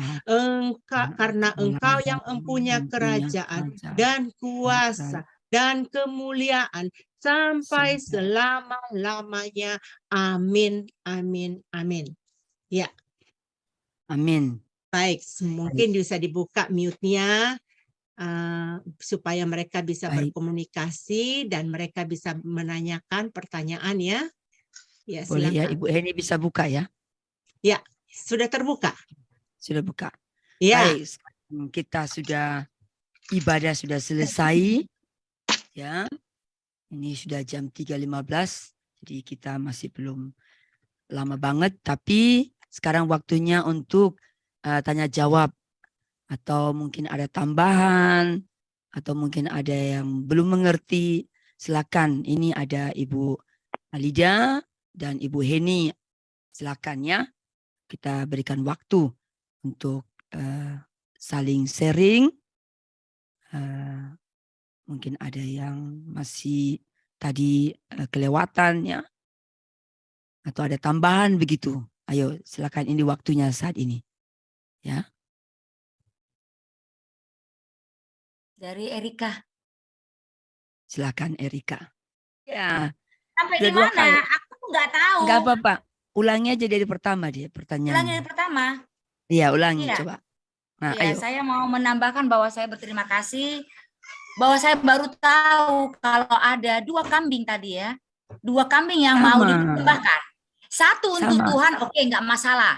Tapi yang satu tadi itu dibawa dia ke padang tandus, dilempari katanya, diludahi, dipukulin. Itu nggak masuk akal buat saya. Kok dosa manusia dilimpahkan ke kambing tersebut? Nah, kalau saya pikirkan, aduh, nggak mau deh aku berbuat dosa lagi, kira-kira begitu. Aku jadi malu. Malu kan? Dosa saya kok ke kambing. Janganlah kan gitu kan? Apalagi ilustrasi sekarang di perjanjian baru, Yesus itu sendiri, anak Allah. Dikorbankan kepada dia semuanya, dilimpahkan ke dia semua dosa kita.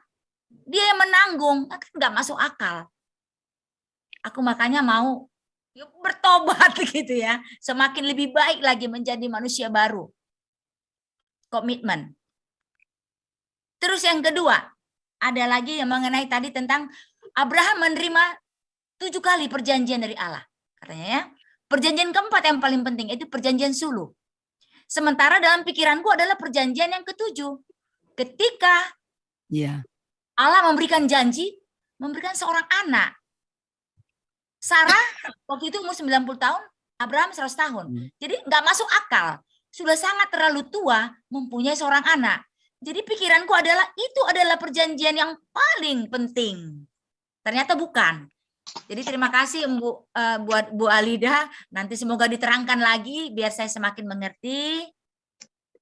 Di awal tahun 2023 ini, itu yang menjadi sangat penting bagiku. Untuk menjadi lebih baik lagi, menjadi pengikut Kristus. Menjadi laskar Kristus. Dari Medan, Indonesia. Amin, amin. Luar biasa orang Medan ini. Keluarlah bataknya. Tadi yang pertama, dengar dia panggil nama saya. Ku jawab ya Tuhan. Ya, benar, amin ya. Sebenarnya perjanjian suluh itu ya, perjanjian suluh itu kan di Kejadian 15. Tapi kalau kita baca Kejadian 14, yaitu satu pasal sebelumnya, itu cerita bagaimana ada perang dunia pertama kali. Perang dunia pertama. Coba dibuka ayatnya. Kejadian kan perjanjian suluh adanya di Kejadian 15. Ya kan? Di Kejadian 14 ada bilang Abraham mengalahkan raja-raja di timur dan menolong Lot. Tapi sebelum menolong Lot, itu ada perang dunia yang mana 9 negara berperang. 9 negara. Ini perang dunia pertama. Bayangin, 4 negara bersekutu perang dengan 5 negara bersekutu. Jadi 2 sekutu ini perang, ya kan? Nah, ceritanya si Lot itu ya kan di bagian selatan. Ya, utara sama selatan, ya kan? Yang mana utara menang. Ya kalau zaman dulu kalau menang kan dirampasin kan semuanya. Kan? Dirampasin ya termasuk si Lot itu ditawan.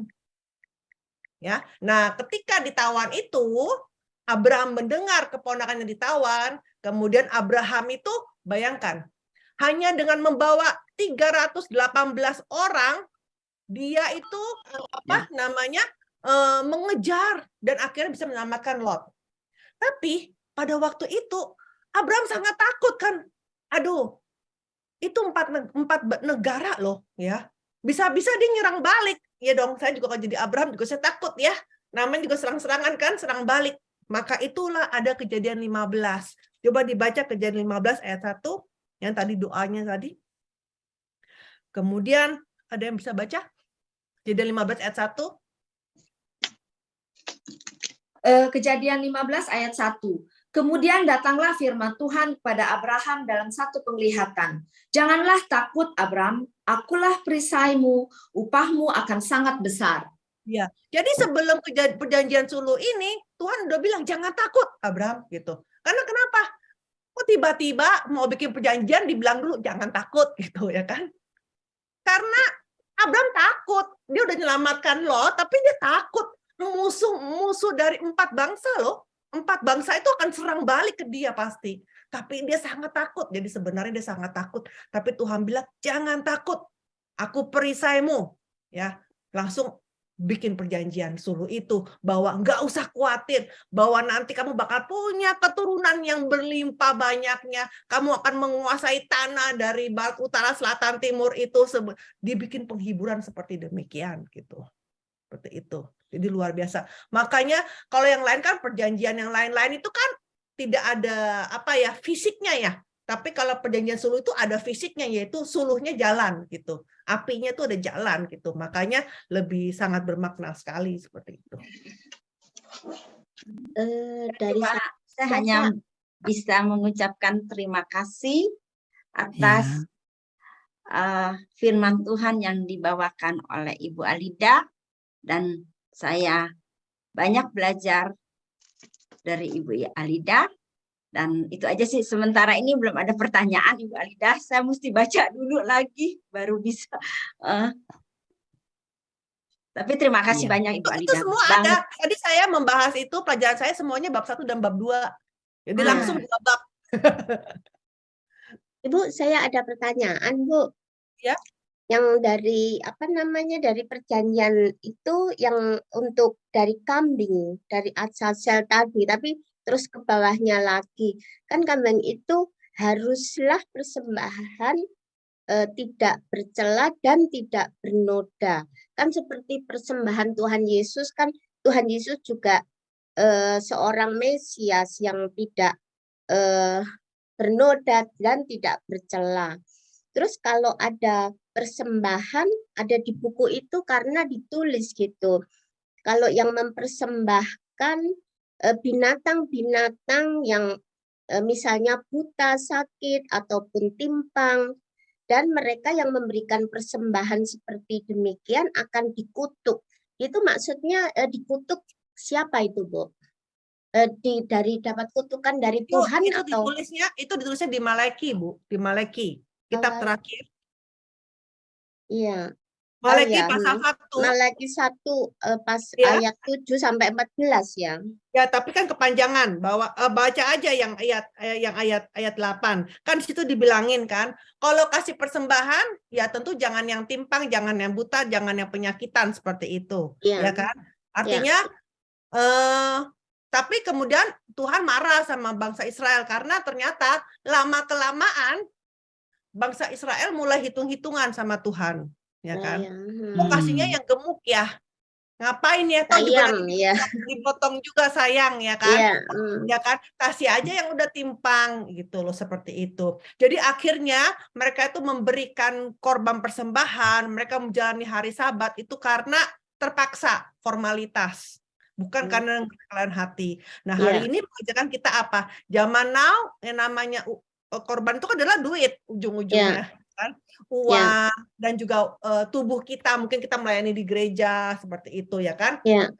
Jadi pada waktu kita memberikan persembahan juga, kita memberikan persembahan juga dengan rela hati, dengan tidak terpaksa. Kalau kita kasihnya terpaksa karena dilihat orang, maka itu dianggapnya persembahan yang timpang.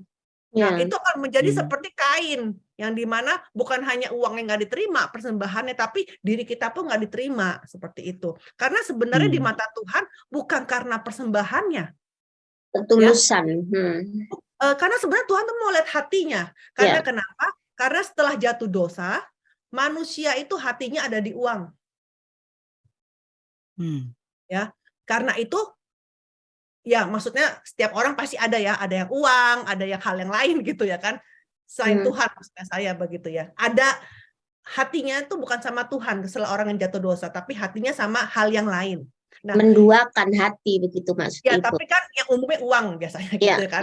Nah, karena itu setelah jatuh dosa baru coba kita lihat di Taman Eden, apakah Adam disuruh kasih persembahan? Tidak. Karena tidak ada jatuh dosa. Kalau nggak ada dosa, Tuhan nggak minta persembahan.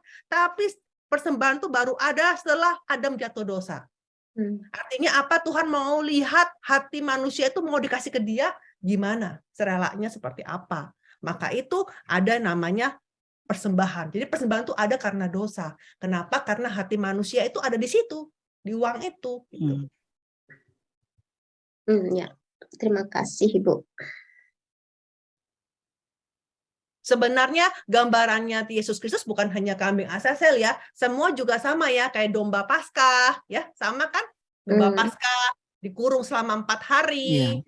4 hari terus dilihat gimana, harus disembelih pada jam 3 sore, itu juga semua melambangkan Yesus kan. Terus bagaimana bangsa Israel itu kalau makan domba Paskah itu nggak ibaratnya kita makan ayam tuh paha ceklek gitu kita buka ya kan, kita suka kalau makan kan suka patahin tuh. Nah mereka tuh kalau makan begitu nggak boleh dipatahin gitu kan, tetapi mereka itu obey, mereka tuh taat walaupun nggak ngerti maksudnya apa ya, kenapa nggak boleh makan apa tulang tuh diklek kan nggak boleh begitu ya kan, tapi untungnya mereka taat, dan karena ketaatan mereka maka kaki Yesus tidak dipatahin ya kan. Yang dipatah hanya karena penyambung kanan kiri, tapi kaki Yesus tidak dipatahin, maka ada kan ayatnya dibilanginnya kaki Yesus tidak dipatahin, hanya itunya aja yang ditusuk, itu sesuai dengan ya. Jadi semuanya ada gambarnya, tetapi semua berhubungan dengan Yesus gitu maksudnya. Ya. Tapi tapi domba itu kan langsung potong begitu. Kambing asasnya sedih sekali gitu maksudnya saya gitu. Iya. Bagaimana? Ini Natali ini mau bertanya, silakan. Hello everyone. Saya baru pertama kali ikut. Salam kenal ya. Selamat datang. Halo. Thank you sebelumnya untuk sharingnya. Kenapa? Cantik sekali adikku ini. Baru pertama kali lihat mukanya. Silakan Natali. Iya. Oke. Saya tadi mau nyampein thank you sekali karena saya juga baru tahu, terutama kan saya selama ini ikut pelajaran entah sekolah ataupun ikut pelajaran Alkitab. Saya benar-benar nggak tahu masalah yang tadi tentang 2 kambing. Wah banyak ya nggak tahu ya. Iya betul sekali. Dari sisi saya tadi saya menanyakan, dari sisi saya yang saya tangkap dalam perjanjian lama tadi kan disebutkan 2 kambing itu digunakan sebagai korban penghapusan dosa. Dan sekarang kan kita sudah hidup di perjanjian baru kan ganti, bukan kita harus menyembelih kambing lagi, tapi kita cukup untuk menyampaikan kita bertobat dalam nama Tuhan Yesus lah begitu dalam ya. nama Tuhan Yesus, betul. Ya. Yang pertanyaan yang tiba-tiba muncul di kepala saya tadi, tapi saya mau tanya bolak-balik tadi kok pasti seru sekali ya, makanya saya mendengarkan. Apakah teman-teman kita yang agama Muslim ini kan setiap tahun kan merayakan Idul Adha, di mana mereka juga mereka masih menyembelih pakai kambing. perjanjian lama, mereka pikir Betul ya, benar ya, itu berarti ya. Betul. Betul. Iya. Saya tanya sama mereka, kenapa kok kamu menyembelihnya kambing? Kok enggak yang lain? Saya tanya, enggak domba atau mungkin Tapi hewan sapi yang lain? Tapi kambing yang kan pertama sapi. mereka yang biasanya kambing Betul. ya. Mereka selalu kambing. Enggak cuma waktu Idul Adha, mungkin ketika Akikoh. Jadi kalau nggak salah itu bulanan Manye gitu ya mungkin ya. Bulanannya mereka maksudnya untuk merayakan satu bulanan anak mereka gitu kan. Mereka harus menyembelih. Akikah mungkin maksudnya ya. Nikahan ya. Akikah, betul.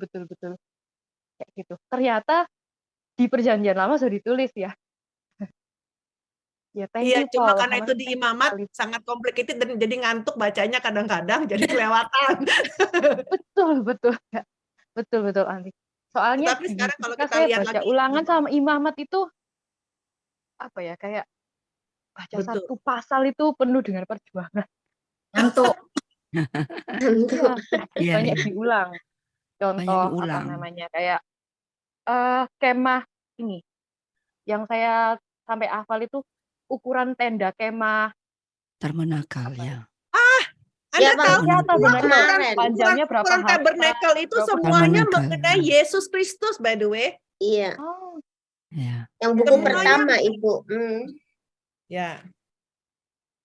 Ya, tenda ya, tabernakel. Sampai ukurannya Batranu itu juga tentang Yesus. Oh, iya. Yeah, it's a new for me. Thank you, thank you. Sama. Wah, kita banyak mempelajari ini ya. Semakin dalam ya, semakin apa, banyak dapat berkat hari ini. Bagaimana yang lain ini? Ida, ini ada mau tanya ini? Saya, Ibu Alida, tadi waktu Ibu di firman Tuhan itu kan dikatakan juga bahwa kambing itu akan dikirim ke gurun pasir. Nah, terus setelah itu Padang gurun, bukan gurun pasir, padang gurun. gurun. Ya, maksudnya Padang gurun. maksudnya di luar Yerusalem maksudnya ya, Ya. padang gurun. Terus setelah itu bagaimana itu, Bu? Setelah itu dilepaskan, udah babak belur ya, tinggal jadi kan dibilang buat menjadi makanan binatang buas. Jadi matinya dengan binatang buas seperti itu. Matinya dengan tidak terhormat ya. Ya, binatang buas kan, sama Ya, dengan Yesus kan, ketika dia disalibkan dengan cara bukan hukum Israel kan, tapi dengan hukum Romawi kan. Ya. Ya karena salib itu, betul, salib itu bukan hukum bangsa Israel, itu hukuman Romawi, Roma. Jadi artinya di luar itu, maka dibilang di luar gitu. Ya. Oh iya benar ya, pas sekali ya. Betul ya. Iya kan menurut cerita juga kalau disalibkan itu mati secara tidak terhormat gitu ya Bu ya? Iya karena menurut bangsa Roma itu dari semua hukuman itu paling menyedihkan itu hukuman salib. Karena hukuman salib itu sebenarnya matinya pelan-pelan. Karena dia sakit, dia menyiksa ya. Hukumannya itu katanya paling menyiksa itu hukuman itu karena dia mati pelan-pelan dan dia matinya dehidrasi gitu sehingga seperti itu gitu. Kan mati pelan-pelan lebih menyiksa kan, maksudnya begitu kan. Kadang-kadang kalau dia sehat matinya berhari-hari baru mati kan. Ya. Tapi burung-burung gagak udah patokin matanya, udah patokin ini seperti itu ya kan. Jadi seperti itu. Jadi gimana Ida? Ada pertanyaan deh Ida? Ada tambahin? Ya Kak Murni, makasih. Kayaknya wajah baru. Nah, terus ada? Ada adik? Kalau mau tahu mengenai Yesus Kristus, bagaimana dia disalib, itu Nabi Yesaya sudah menubuatkan mengenai Yesus itu 700 tahun yang lalu. Kan Yesaya itu hidupnya 700 tahun sebelum Yesus. Jadi mungkin baca Yesaya 53, Yesaya pasal 53, itu semua dia cerita bagaimana dia mendapat penglihatan tuh Yesus tuh diapain. Ya, saya baca Yesaya 53, dia bilang dia tidak tampan, semaraknya pun nggak ada, sehingga kita rupanya pun tidak, sehingga kita menginginkannya. Jadi nggak ada orang yang peduli karena mukanya seperti itu, ya kan? Terus ayat 3, ia dihina dan dihindari orang, ya. Dia menderita kesakitan, ya. Ia sangat dihina sehingga orang menutup mukanya, ya. Tetapi ayat 4, tetapi sesungguhnya penyakit kita lah yang ditanggungnya, kesengsaraan kita lah yang dipikulnya, ya kan? Terus ayat 5, tetapi dia tertikam, ya. Dia diremukkan, ya. Terus kalau baca terus ya,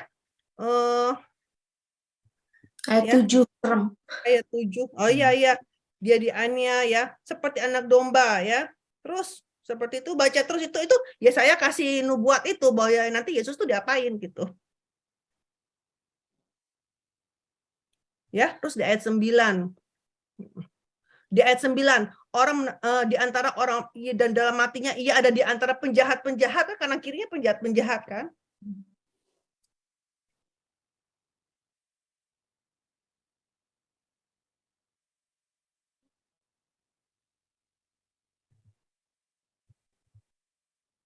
Ya, seperti itu. Itu Yesaya. Kalau mau baca mengenai Yesaya itu nangis terus dia ceritanya Nabi itu. Jadi baca aja itu Yesaya. Ada yang mau bertanya silakan ya. Ada tambahan dari Bu Heni juga? Enggak, kalau saya enggak ada tambahan. Kalian akan nanti hari berikutnya nanti akan dapat lagi pelajaran-pelajaran lain. Makanya saya minta kepada saudara-saudara sekalian rutin, karena pelajaran sejarah penebusan ini tidak didapat di gereja lokal Anda. Jadi ini dapatnya khusus ya. Saya juga merasa bersyukur loh mendapatkan pengajaran sejarah penebusan ini. Gitu, sangat bersyukur. Ini Oh siapa iya, ini? untuk Ibu Natali ya, katanya kalau baca Alkitab kenapa ngantuk banget ya? Kita baca Yesaya 29 ayat 10, Bu. 10-11. Yesaya 29 ayat 10 sampai 11. Saya bacakan, sebab Tuhan telah membuat kamu tidur nyenyak, ngantuk kalau baca. Matamu yakni telah dipejamkannya, dan mukamu yaitu telah ditudunginya. Maka bagimu penglihatan dari semuanya itu seperti isi sebuah kitab yang termeterai. Termeterai artinya begini, kita bisa baca tapi nggak tahu maksudnya apa gitu. Ya kan? Kayak bisa baca tapi nggak tahu jadi ngantuk pasti gitu ya. Ya kan? Benar nggak? Tapi kalau kita ngerti ya kita jadi melek kan? Benar nggak? Khususnya di bagian perjanjian lama. Iya, ya. Jadi baiklah baca ini, maka yang akan menjawab, aku tidak dapat sebab kitab ini termaterai, ya kan, seperti itu. Jadi maksudnya apa? Jadi memang rahasia kan tadi kan dibilang Yesus itu adalah rahasia, ya kan, rahasia yang tersembunyi, ya kan. Maka yang hanya disingkapkan kepada orang-orang yang mau mencari Dia.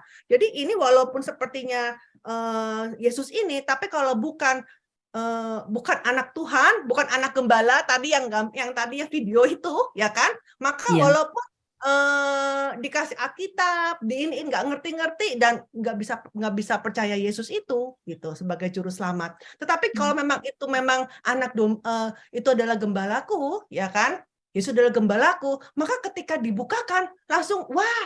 Iya, langsung seperti begitu, langsung seperti itu. Itu beda loh, rohnya langsung panas sekali, hati kita langsung kena sekali. Itu berarti kita nih domba yang benar ya. Karena karena domba mengenal suara gembalanya. Ketika dikasih firman Tuhan, kita langsung panas, hati kita tergerak. Itu benar-benar kita dombanya. Jadi Yesus adalah gembala. Tapi kalau kita panas, nggak ngerti-ngerti, misalkan gitu ya. Kadang-kadang maaf ya, kadang-kadang anggota keluarga saya juga begitu, ya nggak mau, ya kan. Makanya baru dibilangin kita mesti doa buat mereka supaya Tuhan melimpahkan kasih karunia supaya mereka bisa dibukakan oleh Tuhan. Amin. Ya. Ya, benar. Jadi itu ada itu. Bentar saya cari.